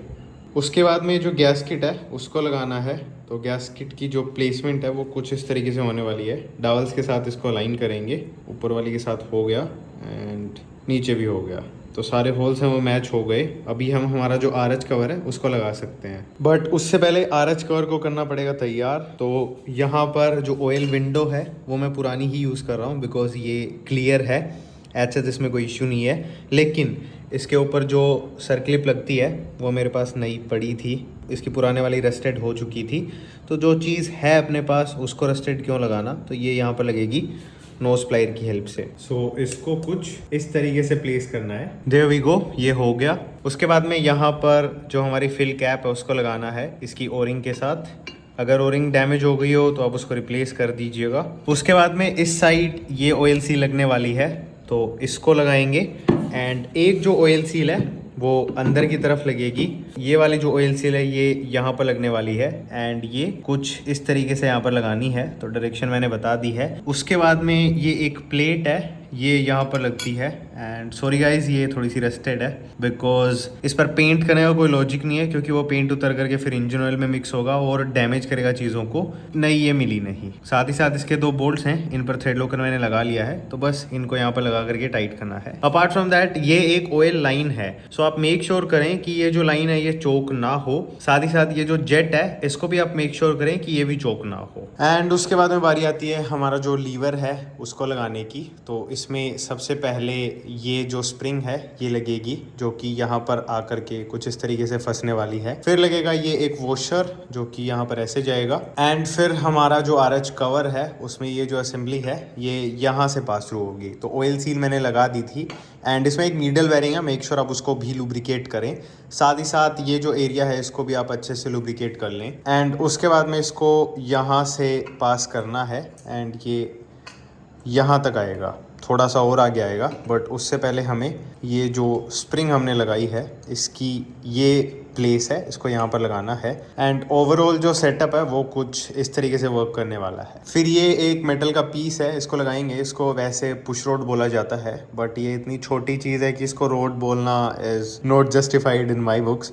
तो थोड़ा सा लीवर को पीछे लेंगे, लीवर में इसके लिए प्रॉपर एक कटआउट बना हुआ है एंड उसी में जाकर के ये फंसने वाला है कुछ इस तरीके से। तो जब हम लीवर को ऑपरेट करेंगे तो ये जो रोड है ये बाहर आएगी कुछ ऐसे। तो हमारा आरएच कवर वो प्रॉपर्ली सेटअप हो गया है। तो अभी बारी आती है इसको लगाने की। तो ये कुछ इस तरीके से लगने वाला है। एंड सबसे क्रूशियल जो चीज़ है वो है ये ऑयल सील, क्योंकि ये जो ऑयल सील है ये हमारी जो क्रैंकशाफ्ट है उसको ऑयल सप्लाई करने के लिए रिस्पॉन्सिबल है एंड ये उसी में जाकर के फंसेगी। सो मेक श्योर आप काफ़ी जेंटली इसको पुश करें। तो इन चीज़ों को माइंड में रखते हुए हमारा जो आरएच कवर उसको हम प्लेस कर रहे हैं। एंड प्लेस करने से पहले एक और चीज़ मैं बतानी भूल गया, वो है हमारी गियर शिफ्ट रोड। तो गियर शिफ्ट रोड का ये जो सेक्शन है ये आरएच कवर का सपोर्ट लेता है। एंड इंजन है वो हमने इंजन स्टैंड पर तो लगा नहीं रखा है, तो चांसेस हैं कि जो पुश रोड है वो बाहर आ गई हो। तो आप इस सेक्शन को अंदर की साइड प्रेस करके पुश रोड को पूरा ऑल द वे अंदर की साइड पुश कर दें। अगर ये बाहर निकली हुई होगी तो ये सेटल हो जाएगी। अगर ये बाहर निकली हुई रहेगी तो आरएच कवर वो प्रॉपर्ली बैठ नहीं पाएगा। And with all that said and done, RH cover की प्लेसमेंट है वो हम कर रहे हैं। There we go. एंड उसके बाद में इसके टोटल 11 बोल्ट्स हैं जिनको क्रिस क्रॉस पैटर्न में सबसे पहले लगा करके हैंड टाइट करना है। एंड उसके बाद में 12 न्यूटन मीटर पर 12 न्यूटन मीटर पर इनको क्रिस क्रॉस पैटर्न में ही टॉर्क कर देना है। अब बारी आती है ऑयल फिल्टर को लगाने की। तो इसको मैंने थोड़ा सा ऑयल में भिगो लिया है एंड इसकी ये वाली साइड है नीचे की तरफ जाएगी एंड ये कुछ इस तरीके से लगेगा। फिर इसकी जो ओरिंग है उसको भी थोड़ा सा लुब्रिकेट करेंगे एंड यहाँ पर एक स्लॉट है ओरिंग के लिए, उसमें इसको प्लेस कर देंगे। उसके बाद में जो ऑयल फिल्टर वाली जो साइड है उसको ऊपर की तरफ रखते हुए इसको यहाँ पर प्लेस करेंगे। थोड़ा सा इसको बैक एंड फोर्थ स्लाइड करते हुए जो ओरिंग है उसको हम प्रॉपरली बिठाएंगे। अभी इसको करना है अलाइन। एंड उसके बाद में ये 2 बोल्ट्स लगाने हैं 8 मिलीमीटर के, जिनका जो टॉर्क है वो रहने वाला है 8 न्यूटन मीटर्स। फिर बारी आती है वाटर पंप एंड स्टफ की। तो सबसे पहले नया जो प्रोपेलर है उसको लगाएंगे। तो प्रोपेलर में आपको एक फ्लैट सेक्शन दिखेगा एंड सेम आपको यहाँ पर दिख जाएगा। तो इन दोनों को हमें बेसिकली आपस में अलाइन करना है एंड ये प्रॉपरली जाकर के सीट हो जाएगा। उसके बाद में ये एक वॉशर है जो कि मुझे नया मिल गया था तो मैं नया यूज़ कर रहा हूँ, बट नट है वो नहीं मिल पाया अनफॉर्चुनेटली, तो नट पुराना ही रहेगा। वॉशर है वो नया लगा दिया है एंड इसको हमें टाइट करना है। एंड इसको टाइट करने के लिए हम जो बैलेंसर शाफ्ट है उसको क्रैंक शाफ्ट से टच करा सकते हैं, क्योंकि अभी हमने दूसरी साइड जो टाइमिंग है बैलेंसर की वो नहीं मिलाई है। तो इसलिए अगर हम बैलेंसर को टच करा देंगे तो फिर बैलेंसर रोटेट नहीं करेगा और फिर हम इसको टाइट कर सकते हैं। इसका टॉर्क भी इतना ही है तो should not be a problem. फिर बारी आती है इसका जो कवर है उसको लगाने की। तो उसके लिए 2 लोकेटिंग डाउल्स लगती हैं, फिर पिंस लगती हैं। एक ऑलरेडी लगी हुई है, दूसरे वाली ये है, इसकी साइज नोटिस कर लीजिए, ये यहाँ पर लगने वाली है जस्ट लाइक दैट। एंड फिर जो हमारा कवर है उसमें ये इसकी रबर गैस्केट है जो कि कुछ इस तरीके से प्लेस होने वाली है। इसको रोकने के लिए जगह जगह पर ऐसे स्लॉट्स हैं वो बना रखे हैं, तो ये प्रॉपरली अपनी जगह पर ही रहेगी, डोंट वरी अबाउट दैट। ये लग गई। तो अभी हम जो कैप है उसको कुछ इस तरीके से फिट कर सकते हैं। There we go. एंड उसके बाद में ये सेम साइज के 5 बोल्ट्स हैं, इनको यहाँ पर लगा करके टॉर्क करना है। एंड यहाँ पर नीचे की साइड एक 8 मिलीमीटर का छोटा बोल्ट लगता है जिसके साथ एक नया कॉपर का क्रश वॉशर लगेगा, तो इसको यहाँ पर लगाना नहीं भूलना है। और इसी के साथ हमारी जो राइट साइड है वो होती है पूरी कंप्लीट। एंड अभी बारी आती है लेफ्ट साइड पर काम करने की। तो सबसे पहला जो स्टेप हम लेफ्ट साइड में करने वाले हैं that is going to be ये वायरिंग। तो हमें इस वायरिंग को प्रॉपरली लगाना है। इसमें 2 चीज़ें प्राइमरीली हैं। एक हमारा क्रैंक पोजीशन सेंसर है जिसको लेमैन लैंग्वेज में पिकअप कोइल भी बोला जाता है। दूसरा जो है वो है गियर पोजीशन इंडिकेटर। तो ये दोनों आइटम्स हैं, ये इस वायरिंग के साथ में यहाँ पर लगने वाले हैं। सो सबसे पहले इसकी राउटिंग करेंगे। अब राउटिंग में ये यहाँ से निकलती है, जिसके लिए इसमें यहाँ पर एक ग्रोमेट लगा रहता है। तो उसमें मैंने RTV silicon, grey RTV silicon है वो यूज़ करा है। तो ये आपको भी लगाना है इसके चारों तरफ अच्छे से। ज़रूरत से ज़्यादा ही मत लगाना, तो एकदम थोड़ा सा भी मत लगा देना, अदरवाइज़ फिर क्या होगा, यहाँ से लीकेज होगा। और ये आपने लगभग हर एक KTM एंड बजाज की मोटरसाइकिल में देखा होगा कि यहाँ से लीकेज होता है। तो वो इसीलिए होता है बिकॉज यहाँ पर प्रॉपर तरीके से जो सीलेंट है वो नहीं लगाया जाता है। सो with that said and done, अभी इसको इंस्टॉल करते हैं। तो सबसे पहले इसको यहीं से पास थ्रू करते हैं and there we go.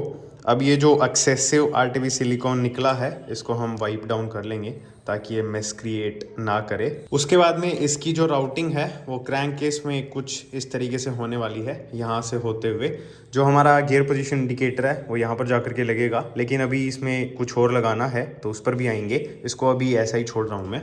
And जो हमारा क्रैंक पोजीशन सेंसर है वो इस वायरिंग को कुछ इस तरीके से लेकर के हमें यहाँ पर प्लेस करना है। तो अभी सबसे पहले जो गियर पोजीशन इंडिकेटर है उसको लगाने से पहले ये दो आइटम्स लगने वाले हैं। ये एक छोटी सी स्प्रिंग है, सबसे पहले इसी को लगाना है। तो इसको यहाँ पर इस वाले होल में ड्रॉप करना है। बीच वाले में कुछ नहीं लगेगा, साइड वाले में लगेगा। उसके बाद में लगेगा ये वाला पार्ट। तो इसकी जो ये राउंड टिप है ये हम बाहर रखेंगे और जो फ्लैट टिप है उसको अंदर रखेंगे। तो ये बेसिकली कुछ इस तरीके से लगने वाला है एंड ये कुछ इस तरीके से प्रेस हो पाए, इसीलिए वो जो स्प्रिंग है वो लगाई जाती है ताकि ये वापस आ सके। एंड विद दैट डन, अब हमारा जो गियर पोजीशन इंडिकेटर है उसको हम कुछ इस तरीके से प्लेस करते हुए यहाँ पर लगा देंगे। एंड आफ्टरवर्ड्स इसके ये दो 8 मिलीमीटर के बोल्ट्स हैं, इनको लगा करके टाइट कर देना है। उसके बाद में दो क्लैंप्स लगने वाले हैं। तो एक क्लैंप ये है, इसकी डायरेक्शन आप देख सकते हैं, ये एज इट इज यहाँ पर जाकर के लगेगा एंड इसका काम ये जो वायरिंग है इसको होल्ड करके रखना है। तो एक 8 मिलीमीटर का बोल्ट हमें यहाँ लगाना है, एक यहाँ पर लगाना है। So done with that. अब एक जो क्लैंप है वो यहाँ पर लगने वाला है, ये कुछ इस तरीके से लगेगा। अगेन इसका काम भी जो वायरिंग है उसको होल्ड करना ही है।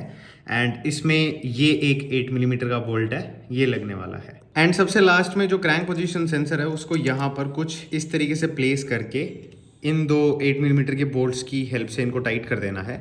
अब ये जो बोल्ट्स हैं ये इसके नहीं हैं, लेकिन अगर आपको इस इंजन की या फिर इस बाइक की हिस्ट्री पता है तो आपको पता ही होगा कि इसकी छोटी छोटी चीज़ें मिसिंग थी और ये छोटे छोटे बोल्ट्स और नट्स ऐसी चीज़ें हैं जो कि बहुत रेयरली मिलते हैं। तो ओरिजिनल जो इसके अप्रोप्रिएट बोल्ट्स आते हैं वो इस साइज़ के होते हैं, बट ये सिर्फ एक है और ये जो बोल्ट है स्पेसिफिक बोल्ट ये कहीं पर भी नहीं मिला, इसलिए मैं क्लोज टू ओरिजिनल ये लेकर के आया हूँ एंड यही मैं लगा रहा हूँ। ये भी बजाज के ओरिजिनल बोल्ट्स ही हैं, ये जो ऑयल फिल्टर असेंबली होती है उसके ऊपर लगते हैं, मतलब केटीएम में भी लगते हैं, बजाज में भी लगते हैं। So I hope you get my point.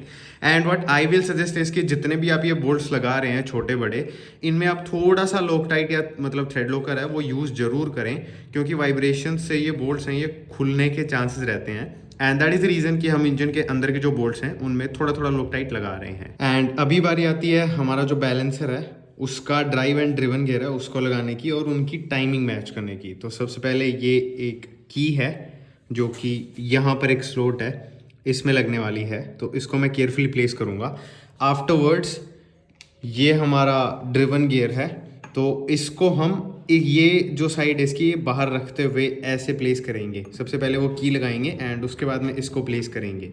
And इसमें एक चीज़ आप ऐसे माइंड में रख सकते हैं कि ये जो मार्क आपको दिख रहा है छोटी सी ये लाइन दिख रही है आपको, ये टाइमिंग के लिए है। तो ये हिस्सा हमें फ्रंट में रखना है एंड दूसरी जो साइड है ये वाली ये हमें पीछे की तरफ रखनी है, कुछ इस तरीके से। एंड अभी इसका बोल्ट और वॉशर है उसको लगाना है। तो वॉशर की जो प्लेन साइड है वो हम ऊपर रखेंगे और जिस साइड में स्लॉट बना हुआ है वो हम नीचे की तरफ रखेंगे। एंड इसको एक बार के लिए खाली हैंड टाइट करना है। There we go. एंड इसका जो एरो है टाइमिंग वाला वो एग्जैक्टली हमें इस साइड रखना है। यहाँ पर है वो दिख नहीं रहा है बिकॉज थोड़ी सी पुरानी हो गई है एंड वो छोटा भी है काफ़ी, लेकिन आप समझ जाओ जो एरो है वो बेसिकली इस साइड हमें एकदम पैरेलल रखना है। एंड विद दैट साइड अब ये वाला जो गियर है इसको लगाने की बारी है। तो सबसे पहले इसकी ये वुडरफ की है ये लगेगी, तो ये नीचे वाले स्लॉट में हमें लगानी है। दो स्लॉट मिलेंगे आपको, ये मैग्नेट के लिए है और ये जो ड्राइव गियर है उसके लिए है। तो ये कुछ इस तरीके से लगेगा, थोड़ा सा स्लोप है वो इधर ही रखेंगे। एंड उसके बाद में ये वाला जो हमारा गियर है इसको हमें ये वाली साइड बाहर रखते हुए, क्योंकि इसमें भी आपको एक मार्क है वो दिख जाएगा, ये रहा। तो ये जो लाइन है इस लाइन को हमें इस वाली लाइन के बराबर करना है। तो इसलिए इसकी ये वाली डायरेक्शन बाहर रखते हुए ये वाली डायरेक्शन अंदर की तरफ रखते हुए इसको मैं इस स्लॉट को वुडरफ की के साथ मैच करते हुए लगाता हूँ। So there we go guys, I hope आपको दिख रहा हो। मुझे लगता नहीं है कि दिख रहा होगा बिकॉज ये लाइंस हैं काफ़ी पुरानी होकर के मिट चुकी हैं, बट अगर आप देख पा रहे होंगे तो ये वाला मार्क और ये वाला मार्क ये दोनों एकदम आमने सामने हैं। एंड दैट इज़ हाउ जो बैलेंसर की टाइमिंग है वो मिलानी होती है। तो अभी जो हमारा ड्राइव गियर है बैलेंसर का उसका वॉशर लगेगा एंड ये एक इसका स्पेशल क्राउन नट है, ये लगेगा। और इसको भी सबसे पहले हैंड टाइट करेंगे। एंड अभी बारी आती है इन दोनों फास्टनर्स को टॉर्क करने की। तो उसके लिए सबसे पहली चीज़ जो लगेगी वो है ये एक स्पेशल टूल। ये यहाँ पर लग करके कुछ इस तरीके से इन दोनों गियर्स को लॉक कर देगा और इसको नीचे की साइड लगा के हम इस वाले को टाइट कर सकते हैं और इसको यहाँ पर लगा करके हम इस वाले को टाइट कर सकते हैं। एंड ये वाला जो बोल्ट है तो नॉर्मल 6 मिलीमीटर का जो एलन सॉकेट है उससे टाइट हो जाएगा, बट इस वाले नट के लिए ये एक मैंने स्पेशल टूल बनाया है। इसमें 4 ये बाहर निकले हुए हिस्से हैं जो कि इन कट्स में फंस करके इसको टाइट करते हैं और इसका प्रॉपर जो टूल आता है वो भी ऐसा ही आता है, बट मुझे वो मिल नहीं पाया। दैट्स वाई मैंने ये लेथ मशीन शॉप वाले बंदे से थोड़ा सा उसका दिमाग खाया बेचारे का, एंड उस भाई ने मेरे को ये बना करके दिया। So a big shout out to him. But अगर आपको ये बनवाना है तो आप लेथ मशीन से बनवा लीजिए। अगर आप बनवाने में असमर्थ हैं, आपकी लेथ मशीन वाला मना कर देता है, तो फिर आपको ये मार्केट से परचेस करना पड़ेगा। किसी भी स्पेशल टूल की हार्डवेयर की जो शॉप होती है उस पर आपको ये होपफुली मिल जाना चाहिए, क्योंकि ये बजाज में, RS में, NS में एंड डोमिनार में और फिर KTM में, सभी KTMs में कॉमन है, तो इसलिए ये मिल जाए तो बढ़िया है। बाकी अगर ना मिले तो इतनी देर से मैं इसको दिखाने की ही कोशिश कर रहा हूँ आप लोगों को, आप इसको देख करके भी बनवा सकते हैं। तो अभी इन दोनों को टॉर्क करते हैं। सो विद दैट डन, अब बारी आती है स्टार्टर, मैग्नेट एंड जो फ्लाई व्हील है उसको लगाने की। तो फ्लाई व्हील को लगाने के लिए एक बार जो क्रैंक पोजीशन सेंसर है उसको रिमूव करके साइड में करना पड़ेगा। तो आप चाहें तो शुरू से ही इसको ऐसे छोड़ सकते हैं, इसको लगाना ही मत, इसको बाद में लगा देना। खैर एनीवेज, अभी सबसे पहले जो हमारे दोनों गियर्स हैं उनको लगाते हैं। तो ये हो गया हमारा, एक तरीके से आप इसको ड्रिवन गियर बोल सकते हैं। वैसे ये फ्लाई व्हील के लिए तो ड्राइव गियर है एंड जो टॉर्क लिमिटर यहाँ पर लगेगा उसके लिए ये ड्रिवन गियर है। तो ये यहाँ पर कुछ इस तरीके से लगेगा। बड़े वाला जो गियर है वो नीचे रहेगा एंड छोटे वाला गियर ऊपर रहेगा। उसके बाद में इसको लगाएंगे, इसको टॉर्क लिमिटर बोला जाता है। इसमें जो बड़ी वाली गियर है या फिर बारीक टीथ की जो गियर है उसको ऊपर रखेंगे एंड ये वाली जो गियर है उसको नीचे रखेंगे। इसका ये स्लॉट है और इसके ये वाले जो टीथ हैं इनको इस वाले गियर के टीथ के साथ अलाइन करते हुए लगाना है। तो ये हमारा कुछ इस तरीके से लगेगा, थोड़ा सा रोटेट करके लग जाएगा। अब इसको आप चाहें तो बाद में लगा सकते हैं, लेकिन ये अभी लगाना पड़ेगा क्योंकि फ्लाई व्हील लगने के बाद में आप इसको नहीं लगा पाएंगे। फिर बारी आती है जो मैग्नेट है उसको लगाने की, लेकिन उससे पहले बिकॉज इसका वन वे निकाल रखा है तो उसको लगाएंगे। तो वन वे के लिए ये एक प्लेट लगती है। सबसे पहले इसमें जो वन वे है उसमें ये वाला जो हिस्सा है ये आप देखेंगे कि ज़्यादा बाहर निकला हुआ है, तो ये ऐसे ड्रॉप होगा। उसके बाद में इसको होल्ड करके, इस साइड से ऐसे होल्ड करके इसके चारों जो होल्स हैं उनको इन 4 होल्स के साथ अलाइन करते हुए हमें इस प्लेट को रखना है, जस्ट लाइक दैट। एंड उसके बाद में दूसरी साइड से ये जो 4 होल्स हैं उनमें ये हमें 4 5 मिलीमीटर एलन सॉकेट से टाइट होने वाले बोल्ट्स हैं उनको लगाना है और इनमें साथ में ये इस टाइप के वॉशर्स लगेंगे। एंड ये जो वॉशर्स हैं इनकी हेल्प से ये जो बोल्ट्स हैं ये लॉक्ड रहेंगे। तो यहाँ पर आप चाहें तो थ्रेड लॉकर ना भी लगाएंगे तो चलेगा। वैसे अगर वॉशर्स ज़्यादा पुराने हो गए हैं तो आई विल सजेस्ट कि थोड़ा सा लॉक टाइट लगा देना। तो इन चारों को कुछ इस तरीके से वॉशर्स को लगाना है एंड फिर यहाँ पर लगा करके टाइट कर देना है। So there we go, bolts हैं वो प्रॉपर्ली लग चुके हैं। अब हमें ये वाला जो स्लॉट दिख रहा है आपको मैग्नेट में, इसके लिए ये जो वुडरफ की है ये क्रैंकशाफ्ट में लगती है। तो सबसे पहले इसको लगाएंगे। ये बेसिकली यहाँ पर इसका स्लॉट बना हुआ है, इसमें कुछ ऐसे लग जाएगी, लेकिन मैग्नेट एज इट इज नहीं लगेगा। इसमें सबसे पहले हम फ्लाई व्हील है उसको लगाएंगे। तो फ्लाई व्हील की ये वाली जो साइड है ये वन वे में जाके लगती है। तो हम इसको मैग्नेट के ऊपर प्लेस करेंगे एंड एंटी क्लॉकवाइज रोटेट करते जाएंगे। और जैसे ही आप इसको प्रॉपरली अलाइन करके थोड़ा सा एंटी क्लॉकवाइज रोटेट करेंगे तो as you can see magnet जो है वो जो वन वे के अंदर इसका रीसेस है उसमें जाकर के फंस जाएगा। एंड अभी हम इस यूनिट को एज इट इज ये जो स्लॉट है इसको इस वुडरफ की के साथ अलाइन करते हुए जो हमारा क्रैंकेस है उसमें लगा सकते हैं। एंड अभी इसका बोल्ट है वो लगाना है। तो इसमें एक ये वॉशर लगेगा। इस वॉशर की कोई डायरेक्शन नहीं है, इसको आप कैसे भी लगा सकते हैं। एंड नई जो क्रैंक है उसके साथ नया बोल्ट आता है। तो ये जो फ्रेश बोल्ट है मैं लगा रहा हूँ। सबसे पहले इसको हैंड टाइट करेंगे एंड उसके बाद में ये एक स्पेशल टूल आता है जिसको मैग्नेट होल्डर बोलते हैं। तो इसकी हेल्प से मैं इस मैग्नेट को होल्ड करके इसको प्रॉपर्ली टॉर्क करने वाला हूँ। एंड अभी नीचे की साइड जो फ्लाई व्हील है उसके लिए एक स्टॉपर प्लेट लगती है जो कि इस वाले होल के साथ मैच करके लगानी है। तो ये कुछ इस तरीके से लगने वाली है as you can see. And इसका ये एक 8 मिलीमीटर का बोल्ट है, इसमें थोड़ा सा लोकटाइट यूज़ करके इसको टाइट करना है। साथ ही साथ ये दो हमारे बोल्ट्स हैं, हमारा जो क्रैंक पोजीशन सेंसर है उसका, तो ये ऐसे लग जाएगा। Alright, so there we have it. अभी जो एलएच कवर है वो अभी नहीं लगाएंगे। अब सबसे पहले सिलेंडर एंड सिलेंडर हेड लगेगा, मतलब सारा इंजन कंप्लीट होने के बाद में लास्ट में जो एलएच कवर है वो हमें लगाना पड़ेगा। It is how it is, क्या कर सकते हैं। अभी के लिए सबसे पहले मैं स्ट्रेनर लगाऊंगा। तो स्ट्रेनर की ये वाली जो साइड है ये अंदर जाती है एंड ये साइड बाहर रहती है। एक बार उसमें ऑयल लगाना है, ये ऐसे थोड़ा सा पुश करना है एंड ये लॉक हो जाएगा। उसके बाद में ड्रेन बोल्ट लगता है, तो इसमें इसकी ओरिंग लगी हुई है, तो ये यहाँ पर ऐसे लग करके प्रॉपरली टॉर्क हो जाएगा। तो ये ऐसे लग जाएगा। उसके बाद में ये एक स्लीव है जो कि हमारी output shaft and oil seal के बीच में लगती है, तो इसमें भी ऑयल लगाएंगे, बट अभी के लिए बता देता हूँ इसका ये हिस्सा अंदर रहता है, जो प्लेन हिस्सा है वो बाहर रहता है एंड ये ऐसे लग के जितनी हम पुश कर सकते हैं उतनी इसको पुश कर देंगे, ये लग जाएगी। आफ्टरवर्ड्स ये एक प्लेट लगती है यहाँ पर जो कि चैन गार्ड है सॉर्ट ऑफ, तो इसको यहाँ पर प्लेस करना है एंड उसके बाद में इसके ये 3 स्क्रूज लगते हैं, तो ये तीनों नए डाल रहा हूँ मैं। तो इनमें पहले से परमानेंट जो रेड थ्रेड लॉकर है वो लगा हुआ आया है।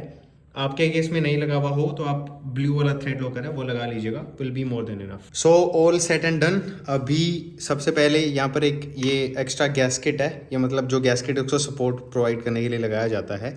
एक्चुअली में ये यूज़ में नहीं आता है, तो सबसे पहले तो इस एक्स्ट्रा को हम अलग कर देते हैं एंड अभी ये जो बच गया इसको जो स्क्रैपर ब्लेड आती है उसकी हेल्प से हम क्लियर कर देंगे, जस्ट लाइक दैट। एंड अभी लगाने वाले हैं स्टार्टर मोटर को, तो इसमें ये दो जो सेक्शंस हैं ये यहाँ पर एंड यहाँ पर अलाइन करने हैं, तो it will go like this. साथ ही साथ इसका जो गियर है उसको ये जो अंदर वाला गियर है इसके साथ अलाइन करना है एंड फिर इसको ऑल द वे हम पुश कर देंगे, जिसके बाद ये जो गैप है ये बिल्कुल ना के बराबर हो जाएगा एंड फिर हम यहाँ पर एंड दूसरी साइड भी सेम ऐसे ही है, ये 2 10 मिलीमीटर के जो बोल्ट्स हैं इनको लगा करके टॉर्क कर देंगे एंड उसके बाद फाइनली हम जो सिलेंडर है उसकी तरफ मूव ऑन कर सकते हैं। तो सबसे पहली चीज़ जो मैं आप लोगों को चेक करना चाहूँगा that is going to be the face. तो दोनों जो क्रैंकेसेस हैं वो आपस में जुड़ करके ये एक पूरा सरफेस बनाते हैं जिस पर हमारा जो बेस गैस्केट है सिलेंडर का वो लगता है। बट इसकी हालत देखो यार, इसमें जगह जगह डेंट्स हैं, हल्के फुल्के स्क्रैचेस हैं, इंडेंटेशंस हैं, तो ये डेफिनेटली ऑयल है वो लीक करने वाला है और वो हमें पसंद है नहीं। तो इसलिए मैंने क्या करा है, एक बहुत ही माइन्यूट बहुत ही पतली सी परत है आरटीवी सिलिकॉन की, वो इस पर लगाई है ताकि जो गैस्केट हम लगाने वाले हैं उसके नीचे और जो इसका फेस है उसके ऊपर, मतलब इन दोनों के बीच में एक छोटी सी लेयर बन जाए जो स्मॉल इंडेंटेशंस हैं, जो छोटे छोटे डेंट्स एंड स्क्रैचेस हैं उनको कवर कर ले। So done with this one. अभी ये जो गैस्केट है इसकी आप डायरेक्शन वो देख लीजिए। तो सारी चीज़ें अगर आप अलाइन करोगे ना, मतलब जो ऑयल गैलरी है उसके लिए ये वाला सेक्शन है, वाटर के लिए ये वाला सेक्शन है, तो आपको पता चल जाएगा कि इसको कैसे लगाना है एंड इसको एज इट इज़ ड्रॉप करना है। साथ ही साथ एक चीज़ और, टाइमिंग चैन है उसको मैंने अंदर ड्रॉप कर दिया है। तो ये आप तभी करें जब आपके पास मैग्नेट पेन हो या फिर कोई ऐसा टूल हो जिससे जब आप cylinder and cylinder head stack कर दें तो उसके बाद में इसको निकाल सकें। अदरवाइज़ आप इसको साथ लेकर के चलें, जैसे गैस्केट लगाया तब टाइमिंग चैन इसमें से निकाल ली, फिर सिलेंडर में से निकाल ली, फिर सिलेंडर हेड में से निकाल ली, लाइक दैट। एक वायर वगैरह है वो इससे बांध लें। ये 2 डावल्स हैं जो कि एक यहाँ पर एंड एक यहाँ पर लगने वाली है। वैसे you are suppose to install them before you put the gasket, but ठीक है कोई दिक्कत नहीं है, चलेगा इतना। ये हमने ऐसे लगा दिया एंड एक डावल हमने यहाँ पर रख दी एंड दूसरे वाली हमने यहाँ पर लगा दी। तो ये रहा अपना सिलेंडर किट। अब इसमें ये सारी चीज़ें इसमें लगी हुई आती हैं, मतलब पिस्टन सिलेंडर में लगा हुआ आता है और उसी में जो आपकी पिन है और ये वाली जो एक साइड की सर्कलिप है वो इसके बीच में लगी रहती है, तो इसको निकालना पड़ता है। तो इसका मैंने निकाल लिया है। अभी जो पिस्टन रिंग्स हैं वो सारी की सारी इसमें पहले से प्री असेंबल्ड आती हैं, तो उनको हमें टच करने की ज़रूरत नहीं है, खाली जो रिंग्स का गैप है वो एडजस्ट करना है। तो वो मैं ब्रीफली आपको यहाँ पर बता देता हूँ, बाकी डिटेल में मैंने ढेर सारी वीडियोज़ बना रखी हैं। और पिस्टन रिंग का जो गैप है दैट इज समथिंग जो कि उतना ज़्यादा क्रूशियल नहीं है जितना हम लोग समझते हैं। पिस्टन रिंग कौन सी कहाँ पर लगानी है वो ज़्यादा इंपॉर्टेंट है। तो ब्रीफली एक्सप्लेन करूँ तो सबसे ऊपर टॉप 1 है, फिर टॉप 2 है, उसके बाद में बीच में ऑयल एक्सपेंडर रिंग लगी हुई है एंड उन दोनों के ऊपर और नीचे की साइड ऑयल रेल रिंग या फिर ऑयल स्क्रैपर रिंग बोलते हैं, वो 1 वाली ऊपर है, 2 वाली नीचे है। तो ये टोटल 5 रिंग्स होती हैं इस वाले पिस्टन में पर्टिकुलरली। अगर आप 390 में जाएंगे तो उसमें 3 ही रिंग मिलेंगी। खैर वो इस वीडियो का टॉपिक नहीं है, इसका टॉपिक ये है कि जो रिंग का कट है वो ज़्यादा मैटर नहीं करता है, बट फिर भी बता देता हूँ। टॉप 1 का यहाँ पर रखना है। ये जो एरो है ये एग्जॉस्ट की साइड, यानी कि जो एग्जॉस्ट वाल्स हैं या फिर जिस साइड साइलेंसर लगेगा उस साइड रख रहे हैं हम। एंड उसी को माइंड में रखते हुए टॉप 1 रिंग यहाँ पर, टॉप 2 यहाँ पर, R1 यहाँ पर, R2 यहाँ पर, एंड जो ऑयल एक्सपेंडर रिंग का जो M या W बनता है वो यहाँ पर आएगा। बाकी थोड़ा बहुत 19-20 होता है तो ज़्यादा कोई दिक्कत नहीं आती है। और ये इंजन में कैसे लगता है वो भी एक्सप्लेन कर देता हूँ। तो जो पिस्टन है उसकी ये वाली जो बीच में ये जो स्लॉट है, इसमें हमारी जो कनेक्टिंग रोड है वो आकर के लगेगी, एंड ये कुछ इस तरीके से लगेगा। ये जो एरो है ये इधर रहेगा एग्जॉस्ट की तरफ, एंड इसमें एक साइड जो सर्कलिप है वो पहले से लगी हुई आती है, और इसी तरीके से हमें दूसरी साइड की जो सर्कलिप है वो बाद में लगानी रहती है। तो अभी सबसे पहले डायरेक्शन हमने माइंड में रख ली, अब जो पिस्टन पिन है उसको लगाएंगे। तो जो लुब्रिकेशन है उसको भूलना नहीं है किसी भी पॉइंट पर। मैं बस बता इसलिए नहीं रहा हूँ क्योंकि आप लोगों का ज़्यादा टाइम वेस्ट होगा, बहुत बार बता चुका हूँ मैं ये सारी चीज़ें। इस साइड सर्कलिप लगी हुई है तो हम जो पिस्टन पिन है उसको दूसरी साइड से लगाएंगे। There we go. So as you can see, इसको मैंने यहाँ पर लगा दिया है, एंड इसको लगाते टाइम एक चीज़ आपको मेक श्योर करनी है, एंड दैट इज़ कि ये नीचे बहुत गिरना पसंद करती है, तो इसलिए कोई कपड़ा वगैरह रख लें ताकि ये क्रैंकेस में ना गिर जाए, क्योंकि अगर ये क्रैंकेस में गिरी तो ये हमेशा एक ऐसी जगह जाकर के फंसती है कि आपको सब कुछ खोलना पड़ता है उसको निकालने के लिए। तो बस यही एक छोटी सी टिप थी। अभी इनको अच्छे से लुब्रिकेट करना है, रिंग्स वगैरह की पोजीशन है वो प्रॉपर रखनी है, एंड फिर अपना जो सिलेंडर है उसमें ये जो पिस्टन है इसको इंसर्ट करेंगे। एंड अभी हमें सबसे पहले तो सिलेंडर की जो प्लेसमेंट है उसको अच्छे से मार्क करना है, तो टाइमिंग वाली साइड इस तरफ रहेगी, एंड उसके बाद में इसमें यहाँ से हम जो पिस्टन है उसको फीड करना शुरू करेंगे, एंड जैसे जैसे पिस्टन है वो इसमें अंदर जाता जाएगा वैसे वैसे जो भी रेस्पेक्टिव रिंग्स रहेंगी उनको हम कंप्रेस कर करके इसमें फिट करते जाएंगे। यहाँ पर जोर ज़बरदस्ती नहीं करनी है, रिंग डैमेज हो सकती हैं, सिलेंडर पर स्क्रैच आ सकते हैं, पिस्टन है वो डैमेज हो सकता है, तो इसलिए बहुत ही पेशेंसली इस काम को हमें कंप्लीट करना है।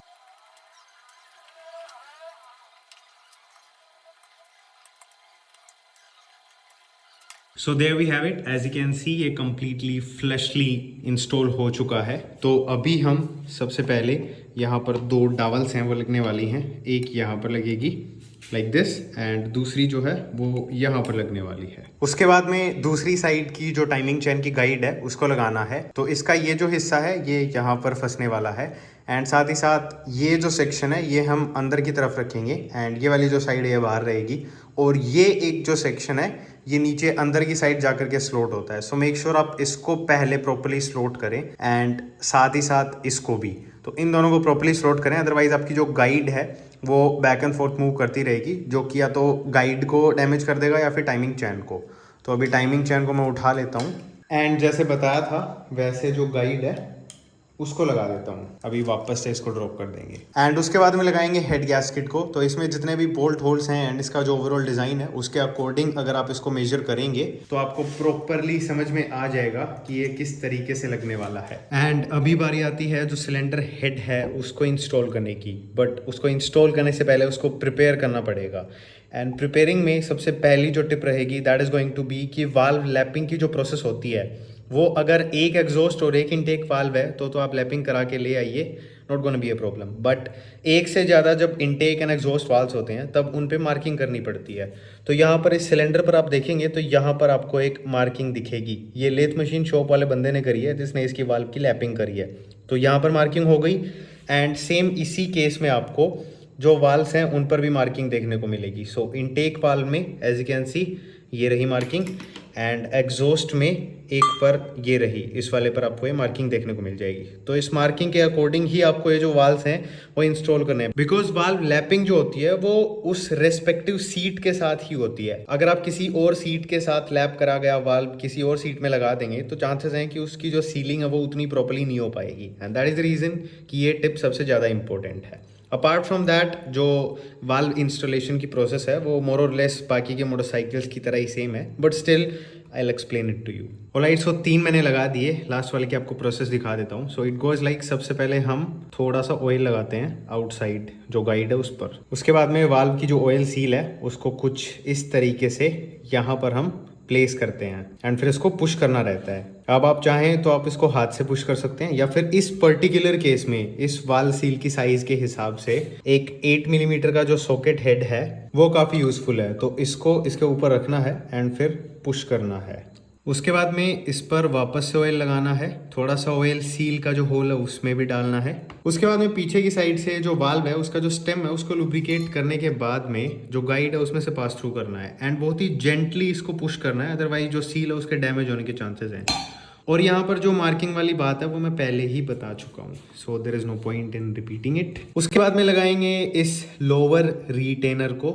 इसमें प्लेन साइड नीचे की तरफ रहेगी एंड ये जो स्लॉट बना हुआ है ये ऊपर की तरफ रखते हुए इसको ऐसे ड्रॉप करेंगे एंड ये हमारी जो सील है उसके साइड में से होते हुए इसका एक प्रॉपर स्लॉट है उसमें जा करके बैठ जाएगा कुछ इस तरीके से। हम सॉरी यहाँ पर थोड़ी सी लाइटिंग की कमी है। उसके बाद में वाल्व की जो स्प्रिंग है उसको लगाना है, तो ये बहुत ईजी है, चारों स्प्रिंग सेम साइज़ की हैं एंड इनमें डायरेक्शन नहीं है, इसको ऐसे लगाइए ऐसे लगाइए कोई दिक्कत नहीं है, तो ये यहाँ पर लग जाएगी। उसके बाद में जो अपर रिटेनर है उसमें ये वाली साइड नीचे की साइड रहेगी एंड ऊपर वाली जो साइड है वहाँ से जो कोलेट हैं उनको कुछ इस तरीके से ड्रॉप करना है। तो एक लग गया, अब इसके अपोजिट साइड में दूसरे वाला लगाना है।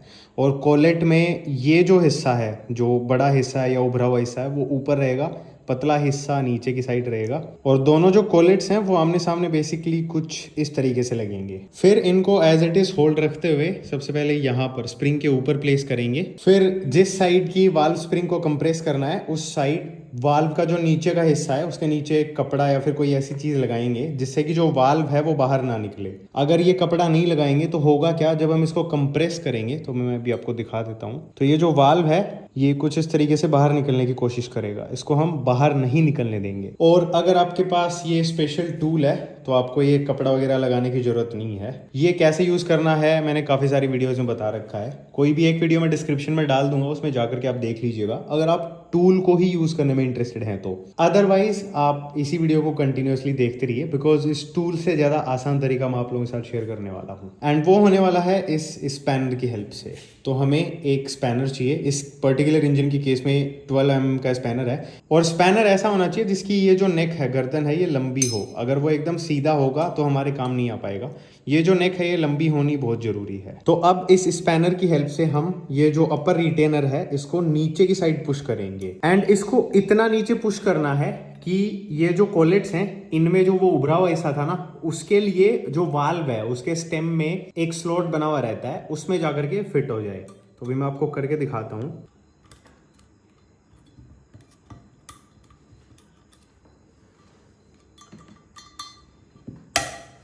देयर वी गो, कुछ इस तरीके से जो स्लोटिंग है वो हो जाएगी एंड आपको स्पेशल टूल लगाने की या फिर वो जो झंझट है उसमें पड़ना नहीं पड़ेगा। एंड अभी इसको चेक करेंगे तो उसके लिए सॉकेट को निकाल देंगे एंड ये जो हिस्सा है इससे जो वाल्व है उसको दबाएंगे। अभी कपड़े की ज़रूरत नहीं है तो उसको मैं हटा देता हूँ एंड दबा करके चेक करेंगे कि जो वाल्व है वो प्रॉपरली कंप्रेस होके वापस से आ रहा है क्या।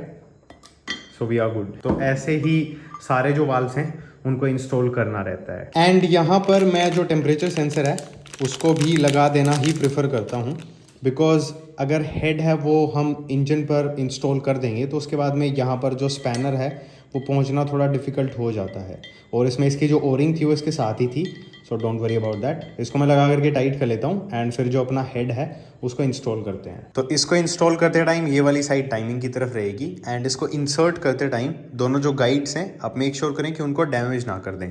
साथ ही साथ जो टाइमिंग चैन है वो अभी मैंने नीचे ही ड्रॉप कर रखी है। मेरे पास मैग्नेट पेन है इसलिए मैं इसको उठा लूँगा, अगर आपके पास नहीं है तो आप इस पर तार या कोई जिप टाई वगैरह बांध लें।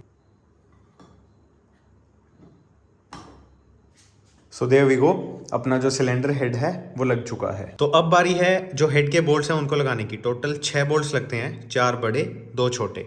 छोटे वाले हैं वो सबसे लास्ट में लगाने हैं, उनका अलग तरीका है वो बाद में बताऊंगा। अभी के लिए ये जो 4 हैं इनमें सबसे पहले इनका जो ये वाला हिस्सा है मतलब बोल्ट्स का जो सिरा है या हेड वाला हिस्सा है उसको अच्छे से ग्रीस करना है। तो इन चारों पर मैंने ग्रीस लगा दिया, साथ ही साथ चारों जो इसके वॉशर्स हैं उनको भी ग्रीस कर दिया है। अब इसके जो ये थ्रेड्स हैं इनको हमें ऑयल से डिप करना है कुछ इस तरीके से। चारों जो बोल्ट्स हैं उनके थ्रेड्स पर ऑयल भी मैंने लगा दिया है।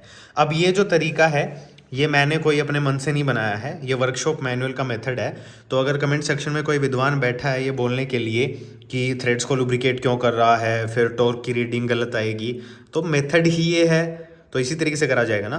तो अभी इन चारों को सबसे पहले जो हेड है उसमें इसके 4 स्लॉट्स हैं, एक ये रहा, एक ये रहा एक ये वाला, एक ये वाला, इनमें लगाएंगे। सबसे पहले हैंड टाइट करेंगे क्रिस क्रॉस पैटर्न में। उसके बाद में चारों बोल्ट्स को क्रिस क्रॉस पैटर्न में ही 20 न्यूटन मीटर्स पर टॉर्क करना है। एंड उसके बाद में फिर से चारों जो बोल्ट्स हैं उनको 40 न्यूटन मीटर्स पर क्रिस क्रॉस पैटर्न में ही टॉर्क करना है। और जब ये प्रोसेस कंप्लीट हो जाए तो उसके बाद में ये जो दो बोल्ट्स हैं इनको यहाँ पर लगा करके 12 न्यूटन मीटर पर टॉर्क कर देना है। एंड अभी बारी आएगी जो शिम्स हैं उनको लगाने की, जो कि यहाँ पर ये जो स्लॉट बना हुआ है उसमें लगते हैं। तो 3 मैंने लगा दिए हैं, लास्ट वाला जो है वो मैं आपको लगा के दिखा देता हूँ। ये कुछ इस तरीके से लगेगा। और वैसे शिम्स के बारे में एक बात बता देता हूँ, ये मुंह उठा करके ऐसे ही नहीं लगा देने हैं, बिकॉज ये जो इंजन्स हैं इनमें शिम्स से ही वाल क्लियरेंस एडजस्ट होती है। इनमें जो वो टैपेट वाला स्क्रू वाला जो सिस्टम आता है वो इनमें नहीं आता है। तो इसलिए आपकी जो वाल क्लियरेंस है उसके लिए आपके जो शिम्स हैं वही रिस्पॉन्सिबल हैं। लेकिन शुरुआत आपको ऐसे ही करनी पड़ेगी। शुरुआत में आपको, अगर आपको पता है कि लास्ट टाइम कौन सा शिम कहाँ से निकला था, तो वो वहीं पर लगा देना है, ताकि आपको स्टार्टिंग में एक थोड़ा सा बूस्ट मिल जाएगा बेसिकली। क्योंकि जो क्लियरेंस हैं वो थोड़ी बहुत 19-20 ही होती हैं, ज़्यादा नहीं होती हैं। हालांकि इस केस में मैंने हेड ही नया डाला है, वाल भी नए डाले हैं और शिम्स भी नए हैं, तो इसलिए मेरे लिए तो ये बहुत लंबी प्रोसेस होने वाली है।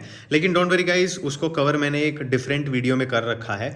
उसकी ज़रूरत कब पड़ेगी, कहाँ पड़ेगी, वो भी मैं बताऊंगा। अभी के लिए कोई भी 4 शिम उठा करके रख देने हैं एंड आगे की जो स्टेप है उस पर मूव ऑन करते हैं, जो कि है फिंगर फॉलोवर्स को लगाना। तो ये 4 फिंगर फॉलोवर्स हैं, चारों सेम साइज़ के हैं, इनमें कोई भी डिफरेंस नहीं है। तो एक एक करके लगाते हैं।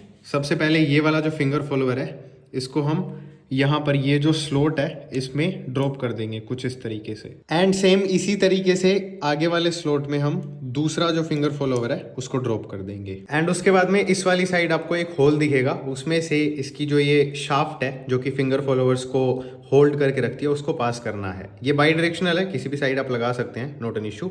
इसमें थोड़ा सा ऑयल लगा लेना एंड इसको पास करते टाइम हमें मेक श्योर करना है कि जो फिंगर फॉलोवर है वो प्रॉपरली इसमें फंस जाए। तो इसको मैं चेक करा देता हूँ। इसको अगर मैं खींच रहा हूँ तो ये नहीं निकल रहा है, विच मीन्स कि जो हमारी शाफ्ट है वो फिंगर फॉलोवर में से निकली है। आगे वाली को भी चेक कर लेते हैं, ये थोड़ी सी प्रॉब्लम कर रही है, तो इसको थोड़ा सा आगे पीछे करके देखते हैं। Yup, that's fine. तो अभी ये यहाँ तक तो आ गया। अब इससे आगे वैसे तो इसका जो कैप है या बोल्ट है वो लगाएंगे तब ये चला जाएगा, बट अभी कर देते हैं ना इसको एक फ्लैट हेड की हेल्प से। उसको ऑल द वे पुश कर दिया मैंने। और अभी लगानी है इसकी कैप। तो इसकी कैप के साथ में एक ओरिंग लगती है जिसको मैंने यहाँ पर ऑयल की हेल्प से चिपका दिया है। तो अभी बस ये कैप है, ये यहाँ पर लगा करके स्क्रू कर देनी है एंड एक साइड का हमारा जो फिंगर फॉलोवर का इंस्टॉलेशन है वो हो जाएगा। So done with that. And इसी तरीके से दूसरी साइड का भी मैंने कर दिया है। एंड ये जो बोल्ट्स हैं इनको आप प्रॉपर्ली टाइट कर दें, ऐसा नहीं आपको इनको फिर से खोलना पड़ेगा, क्योंकि जो शिम्स हैं वो आप खाली जो फिंगर फॉलोवर है उसको ऊपर उठा करके भी एक्सेस कर सकते हैं। सो विद दैट सेड, अब बारी आती है हमारी जो कैम शाफ्ट है एंड उसकी जो कैम प्लेट है उसको लगाने की। लेकिन उससे पहले दोनों जो कैम शाफ्ट्स हैं उनमें से किसी भी एक कैम शाफ्ट का जो गियर है वो आप लोगों को मेक श्योर करना है कि आप रिमूव करके रखें, क्योंकि दोनों कैम शाफ्ट्स के अगर गियर्स प्रॉपर्ली लगे रहेंगे तो ये जो कैम शाफ्ट्स हैं ये यहाँ पर टाइमिंग चैन के साथ लग नहीं पाएंगी। और अगर बाई चांस आप लगा भी लेते हैं तो वो बहुत ज़्यादा डिफ़िकल्ट होने वाला है। और यहाँ पर हम डिफ़िकल्टी लेवल इंक्रीज़ करने की कोशिश बिल्कुल भी नहीं कर रहे हैं। तो अभी टाइमिंग चैन है उसको निकालेंगे एंड 1 बाई 1 करके दोनों जो कैम शाफ्ट्स हैं उनको ड्रॉप करेंगे। एंड उसके लिए ये है मैग्नेट पेन जिसको आपको यूज़ करना है। बेसिकली इसमें एंड पर एक मैग्नेट लगा हुआ है जिसकी हेल्प से ये जो मेटल आइटम्स हैं उनको उठा लेता है। बट जस्ट इन केस आपके पास ये नहीं है तो आप एक इस टाइप का टूल भी बना सकते हैं। इसमें लास्ट में मैंने बेंड दे दिया है जिसकी हेल्प से जो टाइमिंग चेन है उसको मैं बाहर निकाल सकता हूँ कुछ इस तरीके से। एंड अभी सबसे पहले जो एग्जॉस्ट की कैम शाफ्ट है उसको मैं लगा रहा हूँ, बिकॉज इसका जो गियर है वो मैंने नहीं निकाला है। एंड इसकी जो टाइमिंग है वो बेसिकली ऐसे रहने वाली है कि टी है वो एकदम ऊपर रखना है एंड ये दोनों जो लाइंस हैं वो इस लाइन के हमें बराबर रखनी है। और साथ ही साथ इसका जो बैरिंग है उसमें ये आपको एक सर्कल टाइप चीज़ दिखेगी, इसको आपको यहाँ पर दोनों साइड ये जो स्लॉट्स बने हुए हैं इनमें लगाना है। एंड यहाँ वाली जो टाइमिंग है वो मैच करने से पहले सबसे पहले हमें मेक श्योर करना है कि हमारा पिस्टन टॉप डेड सेंटर पर है। एंड वो कैसे होगा, वो वेल मैग्नेट की साइड से होगा। इसमें मैग्नेट के ऊपर आपको ये एक लाइन दिख रही होगी, आई होप टी के पास में ये जो लाइन है, इस लाइन को, ये जो लाइन है क्रैंक केस में, इसके हमें बराबर रखना है। तो अभी इसको मैंने बराबर रख दिया है। दैट मीन्स कि हमारा जो पिस्टन है वो टॉप डेड सेंटर पर है एंड यहीं पर हमें जो टाइमिंग का अलाइनमेंट है वो करना है। तो एक कैमशाफ्ट है उसको हमने लगा दिया टाइमिंग मैच करके। अभी ये थोड़ा आपको इधर जाती हुई दिखेगी बिकॉज इस साइड वाली कैम अभी लगी नहीं है, जो कि ये रही। तो इसकी जो गियर है वो हटा रखी है। तो ये जो सर्कलिप है ये यहाँ पर जा कर के लगेगी। बट उससे पहले ये चीज़ बता देता हूँ, इसमें ये एक स्पेशर या फिर सिम जो भी आप बोलना चाहिए ये लगता है, ये यहाँ पर कुछ ऐसे लगेगा। एंड ये जो गियर लगने वाला है इसमें ये जो मार्किंग्स वगैरह हैं ये हम बाहर रखेंगे। और ये जो स्लोट है ये बेसिकली यहाँ पर जा करके कुछ इस तरीके से लगेगा। तो ये अभी बता देता हूँ बिकॉज बाद में टाइमिंग मैच करते टाइम इसको हमें लगाना है तो वो थोड़ा सा डिफिकल्ट होगा। तो अभी सबसे पहले जो कैमशाफ्ट है उसको प्लेस करते हैं। एंड उसके बाद में सबसे पहले जो गियर के टीथ्स हैं उनको टाइमिंग चैन के साथ मर्ज करना है और यहीं पर हमें जो टाइमिंग है उसको माइंड में रखना है। एंड उसके बाद में जो गियर है उसको हमें कैमशाफ्ट में लगाना है। So there we go. अभी सबसे पहले ये जो इसका बोल्ट है इसको थोड़ा सा इसके थ्रेड्स पर लोक टाइट लगा करके इसको हैंड टाइट कर देंगे। And there we have it. तो टाइमिंग है वो कुछ इस तरीके से है, एज यू कैन सी ये दोनों जो लाइंस हैं वो इसके पैरेलल हैं and same goes with this one. अब ये एकदम एग्जैक्टली बराबर करने मत बैठ जाना, ये केटीएम्स में स्पेशली ऐसे ही आती है मार्किंग्स। 390 में तो थोड़ा सा और ज़्यादा अनइवन रहता है, इसमें तो फिर भी थोड़ा ठीक है। तो ये ऐसे ही रहेगा। अगर आप एक टीथ ऊपर या नीचे करेंगे तो टाइमिंग बहुत ज़्यादा ऊपर या बहुत ज़्यादा नीचे हो जाएगी, जो कि सही नहीं है। तो टाइमिंग आप ये देख लीजिए। दूसरा एक्सक्यूज मैं बोलूँगा इसके पीछे का वो ये है कि यहाँ पर जब टेंशनर लगेगा तो एज यू कैन सी जो हमारी टाइमिंग चेयर है उसमें टेंशन आएगी तो थोड़ा सा जो टाइमिंग है वो और लेवल आउट हो जाएगी। तो इस साइड हमारी टाइमिंग प्रॉपर है। एक बार मैग्नेट है वो फिर से चेक करा देता हूँ। So there we have it. ये लाइन है ये इसके बराबर है। तो अभी हम क्या करेंगे, अभी हमें सबसे पहले ये जो प्लेट है ये लगा करके इन दोनों कैम्स को इस साइड से लॉक कर देना है। एंड बाय द वे इधर तो बैरिंग लगा हुआ है सो मेक श्योर आप उसको ऑयल कर दें। यहाँ पर जो है ये सिर्फ ऑयल फिल्म पर चलने वाली है, मतलब यहाँ पर कोई बैरिंग नहीं है। जो ऑयल फिल्म है वही बैरिंग का काम करेगी। सो मेक श्योर आप इन दोनों को थोड़ा सा उठा करके यहाँ पर भी ऑयल डाल दें या फिर आप पहले ऑयल डाल लें। वो मेरे दिमाग से निकल गया था बिकॉज ऑफ द वीडियो। तो अभी जो कैम प्लेट है उसको लगाना है। तो सबसे पहले इसके 4 ये जेट्स हैं, मेक श्योर ये चोक ना हो, इनको अच्छे से चेक कर लें। उसके बाद में यहाँ पर ये जो ब्लैक पार्ट दिख रहा है ये ओरिंग है, तो ये ओरिंग मैंने यहाँ पर ऑलरेडी लगा दी है। साथ ही साथ इस साइड एक डावल पिन लगी हुई है एज कैन सी, और सेम वैसी ही यहाँ पर लगी हुई है। तो अभी हम इस कैम प्लेट को बेसिकली कुछ इस तरीके से प्लेस करेंगे। एंड जो डबल पिन्स हैं उनको एक को हमें यहाँ पर फंसाना है एंड दूसरे वाली को यहाँ पर। एंड उसके बाद में ये टोटल 8 बोल्ट्स हैं 8 मिलीमीटर के सॉकेट वाले, इनको लगाना है। तो इनमें से 6 बोल्ट्स हैं वो सेम साइज़ के हैं एंड 2 जो बोल्ट्स हैं वो थोड़े से लंबे हैं। तो सबसे पहले 2 जो बोल्ट्स लंबे हैं वो हमारी जो डावल्स लगे हुए वहाँ पर लगेंगे। तो एक लगेगा यहाँ पर, देयर वी गो, एंड दूसरे वाला लगेगा यहाँ पर। एंड फिर बाकी के जो 6 बोल्ट्स हैं वो बचे हुए होल्स में लग जाएंगे। एंड उसके बाद में इनको टाइट करने का जो पैटर्न है वो मेरे अकॉर्डिंग ये है कि सबसे पहले आपको अंदर वाले जो 4 बोल्ट्स हैं उनको हैंड टाइट करना है, उसके बाद में बाहर वालों को हैंड टाइट करना है। एंड उसके बाद में इसी प्रोसेस को रिपीट करते हुए इनको प्रॉपरली हम टॉर्क कर देंगे। That's done. तो उसके बाद में बारी आती है टाइमिंग को डबल चेक करने की। तो उसके लिए हम एक 14 मिलीमीटर के सॉकेट की हेल्प से जो मैग्नेट है उसके नट को एंटी क्लॉकवाइज रोटेट करेंगे, जो कि पूरा इंजन है उसी को रोटेट करेगा। एंड उसकी हेल्प से हमारी जो कैम शाफ्ट्स हैं वो अपना जो राउंड है वो कंप्लीट करेंगी। तो ऐसे 2-3 बार हम इसको अच्छे से रोटेट करेंगे एंड उसके बाद में फिर से जो टाइमिंग मार्क्स हैं उनको मैच करने की कोशिश करेंगे एंड विल सी कि हमारी जो टाइमिंग है वो परफेक्टली फिट हो गई है या फिर नहीं। So there we go. Turning के बाद भी जो टाइमिंग मार्क्स हैं वो परफेक्टली अलाइन हो रहे हैं। दैट मीन्स कि हमारी टाइमिंग है वो सेट हो चुकी है। तो अब बारी आती है वाल क्लियरेंस को चेक करने की, जो कि सबसे ट्रिकी पार्ट होने वाला है बिकॉज इसमें कोई टैपेट एडजस्टमेंट नहीं है, इसमें शिम एडजस्टमेंट है। अब आपके पास अगर अप्रोप्रिएट साइज का शिम है then you are good to go, लेकिन बार बार आपको सर्विस सेंटर के चक्कर काटने पड़ सकते हैं प्रॉपर शिम लाने के लिए। तो या तो आप शिम का जो किट आता है वो रख लें या फिर तैयार रहें बैक एंड फोर्थ मूव करने के लिए आपके इंजन से सर्विस सेंटर तक। एनीवेज जो भी है, वाल्व क्लियरेंस चेक करनी है उसके लिए वही सेम पोजीशन पर हमारा जो मैग्नेट है वो रहना चाहिए। ये लाइन है ये इसके साथ पैरेलल रहनी चाहिए एंड जो टाइमिंग है उसकी ये जो दोनों लाइंस हैं ये कुछ इस तरीके से रहनी चाहिए। साथ ही साथ जो टी है वो ऊपर की तरफ रहना चाहिए। एंड गाइस एक चीज़ और बता देना चाहता हूँ, अब ये मेरे केस में है या सबके साथ है आई डोंट नो, क्योंकि मुझे ज़्यादा याद नहीं रहती हैं चीज़ें, सिर्फ इंपॉर्टेंट चीज़ें याद रहती हैं।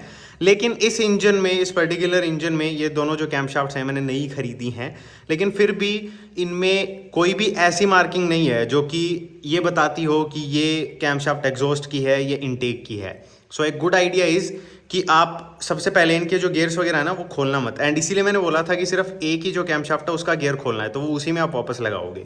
सो इमेजिन करते हैं कि आपने नई कैमशाफ्ट खरीदी है या आपके पास पुरानी कैमशाफ्ट है, एंड उनके जो गियर्स हैं वो आपने सिर्फ एक ही कैमशाफ्ट के खोलने हैं। That's said and done. अभी मैं आपको बता देता हूँ कौन सी कैमशाफ्ट इनटेक है, कौन सी एग्जॉस्ट है। तो इनकी पोजिशन है वो आप देख लो।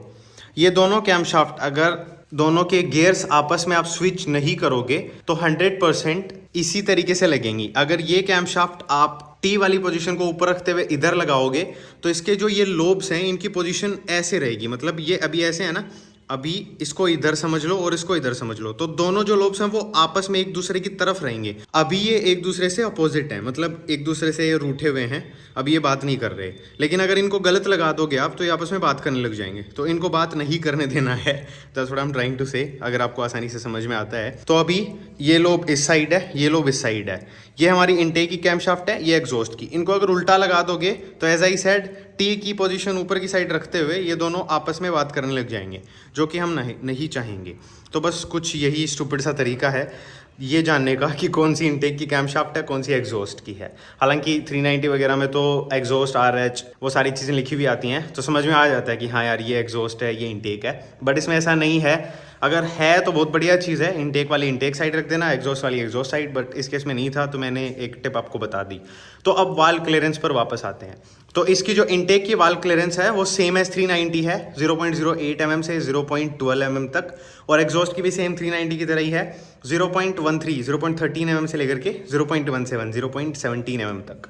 तो वाल क्लियरेंस एडजस्टमेंट की जो प्रोसेस है, मतलब शिम रिप्लेसमेंट की जो प्रोसेस है वो काफ़ी टीडियस है, और उसकी मैंने डिटेल में वीडियो बना रखी है जिसका लिंक आपको डिस्क्रिप्शन में मिल जाएगा। वो 390 के इंजन पर है, पर 200 में भी एग्जैक्ट सेम है, बिकॉज क्लियरेंस ही सेम है, तो बाकी की चीज़ों में तो क्या ही डिफरेंस होना। हालांकि शिम है वो 200 में थोड़े छोटे आते हैं, मतलब इसमें आपको गोलाई में थोड़े छोटे शिम देखने को मिलेंगे, लेकिन बाकी सारी चीज़ें सेम है, कैलकुलेट करने का तरीका सेम है, क्लियरेंस सेम है, टाइमिंग सेम है, सारी चीज़ें सेम है। बस उसमें जो कैमशाफ्ट हैं वो डायरेक्टली उठ के निकल जाती हैं और वापस लग जाती हैं। इसमें आपको एक साइड की जो कैमशाफ्ट है मोस्ट प्रोबेबली उसका जो गियर है उसको खोल करके ये सारा काम करना पड़ेगा। तो ये काफ़ी टीडियस प्रोसेस है, एंड ये आपको तसल्ली से करनी ही पड़ेगी गाइस, बिकॉज अगर आप वाल क्लियरेंस प्रॉपर्ली एडजस्ट नहीं करेंगे तो चाहे आप कितना ही अच्छा काम कर लें, आपका इंजन है वो स्टार्ट नहीं होगा, बैकफायर करेगा, या फिर उसमें टिकिंग की नॉइज़ आएगी, बहुत सारी चीज़ें हो सकती हैं, यू नो। तो ये आपको तसल्ली से करना है। वो मैं ऑलरेडी कर चुका हूँ, मैंने मेरा टाइम लेकर के वो सारी चीज़ें कर ली हैं, तो मेरी जो वाल क्लियरेंसेज हैं वो परफेक्ट हैं। हालांकि आपको इसमें टाइम लगने वाला है। तो अभी मैं मान लेता हूँ कि आपने वाल क्लियरेंस एडजस्टमेंट की प्रोसेस कर ली है, तो अभी हम सबसे पहले ये जो बोल्ट है इसको प्रॉपरली टॉर्क करेंगे, एंड ऐसा करने के लिए हम काम में लेंगे मैग्नेट को। तो हम क्या करेंगे, एक टूल की हेल्प से मैग्नेट को पकड़ के रखेंगे, मतलब 14 मिलीमीटर का स्पैनर या सॉकेट हम लगा करके मैग्नेट को पकड़ लेंगे। मैग्नेट को पकड़ लिया तो हमारी क्रैंक पकड़ ली हमने, और क्रैंक टाइमिंग चैन से कैमशाफ्ट को पकड़े हुए है, तो कैमशाफ्ट भी लॉक हो गई। एंड उस सिचुएशन में हम इन दोनों को प्रॉपरली, इनका जो टॉर्क है उस पर टॉर्क कर सकते हैं, तो वो आप लोगों को कर लेना है, मैं भी कर लेता हूँ, एंड फिर आगे की प्रोसेस की तरफ मूव ऑन करते हैं, जो कि होगा इस छोटे वाली गाइड को लगाने का। तो ये जो गाइड है इसको हम कुछ इस तरीके से होल्ड करते हुए यहाँ पर प्लेस करेंगे, एंड उसके बाद में इसका ये एक 8 मिलीमीटर का बोल्ट है जिस पे थोड़ा सा लोकटाइट यूज करके इसको टॉर्क करना है। उसके बाद में लगाएंगे टाइमिंग चैन टेंशनर को, एंड ये ब्रांड न्यू है तो इसमें ये लॉक लगा हुआ है, लेकिन अगर ये लॉक ना लगा हुआ रहेगा और आप पुराना टेंशनर यूज कर रहे हैं तो वो बेसिकली कुछ इस तरीके से निकला हुआ रहेगा, और आप इसको ऐसे नहीं लगा सकते हैं। तो what you will do is, एक फ्लैट हेड स्क्रू ड्राइवर की हेल्प से इसको क्लॉकवाइज रोटेट करके इसकी जो लास्ट वाली पोजीशन है वहां पर ले जा करके लॉक कर देंगे, एंड ये लॉक हो गया है। लगाने के बाद में या तो आप इसी स्क्रू ड्राइवर की हेल्प से इसको थोड़ा सा एंटी क्लॉकवाइज टैप करके छोड़ देंगे तो ये प्रॉपरली अपने हिसाब से एडजस्ट हो जाएगा। लेकिन अगर आप ऐसा ना करना चाहें तो आप इसको लॉक करने के बाद में लगा देना, और उसके बाद में इसको आप टैप करेंगे तो ये रिलीज हो जाएगा। एंड इसके साथ ये एक पेपर का गैस्केट है, ये लगेगा, सो मेक श्योर आप इसको लगाना ना भूलें। एंड उसके बाद में वैसे तो इसको आप कैसे भी लगा दें, कोई फ़र्क नहीं पड़ता है, लेकिन आई लाइक कि इसका ये जो एडविक लिखा हुआ है ये सीधा रहे। अगर ऐसे लगाएंगे तो ये उल्टा हो जाएगा, तो इसलिए मैं इसको सीधा करके लगा देता हूँ। लेकिन उससे पहले इसको सबसे पहले करेंगे लॉक, एंड मेरे पास ये है तो इसलिए मैं इसको यूज़ कर लेता हूँ। एंड अभी इसको लगाते हैं। टाइट करने के लिए ये दो 8 मिलीमीटर के बोल्ट्स लगने वाले हैं। उसके बाद में इसको कर देंगे रिलीज, एंड फिर एक लगाएंगे ओरिंग एंड इसका कैप वाला 10 मिलीमीटर के सॉकेट वाला बोल्ट। एंड अभी बारी आती है सिलेंडर हेड का जो कवर है उसको लगाने की। तो कवर को लगाने से पहले ये एक गैस्केट है, ये लगता है, तो इसकी प्लेसिंग ये जो स्लॉट्स बने हुए हैं इनमें होगी। एंड इसमें ये वाली जो साइड है एज यू कैन सी ये प्लेन साइड है, एंड इसमें ये जो सेक्शन है ये उठा हुआ है, तो ये इस स्लॉट में जाकर के फिट होगा ऑल द वे। एंड यहाँ पर और यहाँ पर लीकेज के चांसेस रहते हैं, इसलिए मैंने आरटीबी सिलिकॉन लगाया है। एंड सेम इसी तरीके से हमारा जो सिलेंडर हेड है उसमें भी यहाँ पर लीकेज के चांसेस रहते हैं, वहाँ पर मैंने आरटीबी सिलिकॉन लगा दिया है। तो अभी ये जो गैस्केट है इसको मैं यहाँ पर प्लेस करता हूँ। There we go. इसकी जो प्लेसमेंट है वो आप चेक कर सकते हैं। इसमें ये एक सेक्शन है, ये कुछ इस तरीके से यहाँ पर जो स्लॉट बना हुआ है उसमें फिट होता है। एंड ये वाली जो स्ट्रिप है ये ऐसे ही आप छोड़ सकते हैं। एंड अभी इसको यहाँ पर कुछ इस तरीके से प्लेस करना है। उसके बाद में यहाँ पर ये 4 जो वॉशर्स हैं इनको प्लेस करना है जस्ट लाइक दैट। एंड अभी इस टाइप के 4 बोल्ट्स हैं जिनको यहाँ पर लगा करके टॉर्क करना है। एंड ये जो बोल्ट्स हैं इनको टाइट करते टाइम एक चीज़ माइंड में रखनी है, वो ये कि इनको ग्रेजुअली क्रिस क्रॉस पैटर्न में टाइट करना है। ऐसा नहीं है कि एक बोल्ट को ज़रूरत से ज़्यादा टाइट कर दिया बाकी को करा ही नहीं। धीरे धीरे 1 बाय 1 करके चारों को लगातार टाइट करते जाना है एंड फिर क्रिस क्रॉस पैटर्न में इनको टॉर्क करना है। उसके बाद में मूव ऑन करते हैं स्पार्क प्लग इंस्टॉलेशन पर। तो स्पार्क प्लग के लिए ये एक इसका टूल है, इसकी हेल्प से हमारा जो स्पार्क प्लग है उसको हम यहाँ पर लगाएंगे। फिर बारी आएगी ऑयल प्रेशर स्विच को लगाने की। तो इसमें ओरिंग है वो पहले से लगी हुई है, ये यहाँ पर लग करके टाइट हो जाएगा। फिर लगाएंगे मैनिफोल्ड को जो कि थ्रोटल बॉडी है उसको होल्ड करता है, तो ये यहाँ पर लगेगा। एंड इसकी जो डायरेक्शन है that is going to be like this. तो मतलब इसका ये जो हिस्सा है ये बाहर रहेगा, फ्लैट हिस्सा है वो हम नीचे की तरफ रखेंगे एंड इसको ऐसे लगाएंगे। लेकिन उससे पहले पीछे की साइड ये जो आपको स्लॉट बना हुआ दिख रहा है इसमें ये एक ओरिंग है, ये लगती है। तो सबसे पहले ओरिंग को लगाना है एंड ओरिंग लगने के बाद में इसको प्लेस करके ये जो 3 स्क्रूज हैं इनको टाइट कर देंगे। So done with that. And अभी बारी आती है LH कवर है उसको लगाने की। तो LH कवर में सबसे पहले हमारी जो मैग्नेट कॉइल है वो लगेगी। एंड मैग्नेट कॉइल में जो वायर वाली डायरेक्शन है, मतलब जहाँ से ये वायर्स निकले हुए हैं वो नीचे की तरफ रहेगी। एंड इसको हम कुछ इस तरीके से लगाएंगे कि ये जो वायर्स हैं ये इस वाले सेक्शन से निकले, बिकॉज हमें इन वायर्स को कुछ इस तरीके से यहाँ पर ला करके इस ग्रोमेट को यहाँ पर ऐसे बिठाना है। तो यहाँ पर एक क्लिप लगेगी ये वाली, एंड ये जो 3 होल्स हैं इनमें ये 3 बोल्ट्स लगने वाले हैं। एंड ये बोल्ट हमारी जो क्लिप लगेगी उसको होल्ड करेगा। एंड इन सभी पर आप चाहें तो थ्रेड लॉकर है वो यूज़ कर सकते हैं। ऑलराइट, सो जो पूरा सेटअप है वो कंप्लीट होने के बाद कुछ ऐसा दिखता है।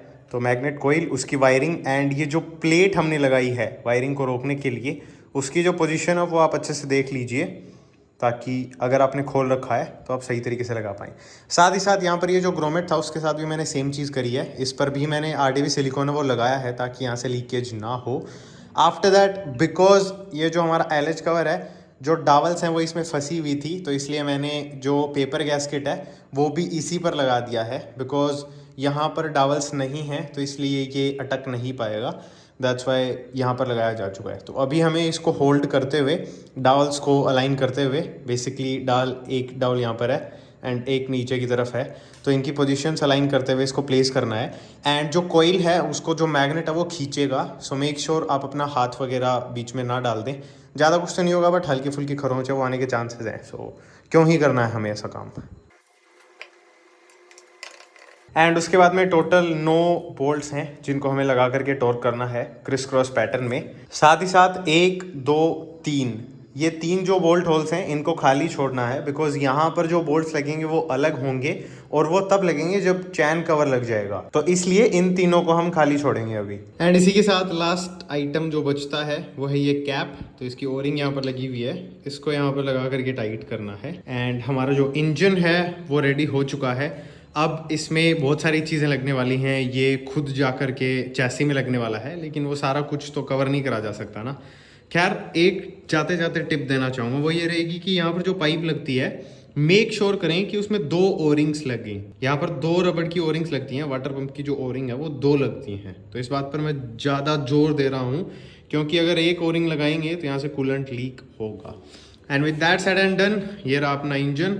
अब जल्दी से इसको मोटरसाइकिल में लगाते हैं एंड उसके बाद में इसको स्टार्ट करके इसकी आवाज़ सुनते हैं। So there we have it, जो इंजन है वो बाइक में इंस्टॉल हो चुका है, या फिर यूँ कहूँ कि इंजन के चारों तरफ जो बाइक है वो रीबिल्ड हो चुकी है एंड टेस्टिंग वगैरह भी हो चुकी है। इस इंजन को 400 किलोमीटर के समथिंग मैंने टेस्ट भी कर लिया है। तो अब इसकी जो आवाज़ है वो सुनने वाले हैं। So without wasting much time जो इंजन है उसको क्रैंक करते हैं। तो एक बार तो फॉर्मेलिटीज़ होने देते हैं। Let's crank it. There we गो।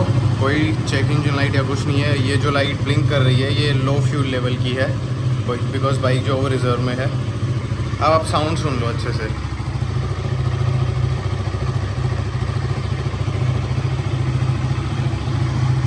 वही टिपिकल KTM साउंड। थोड़ा सा रेव करके और दिखा देता हूँ आपको।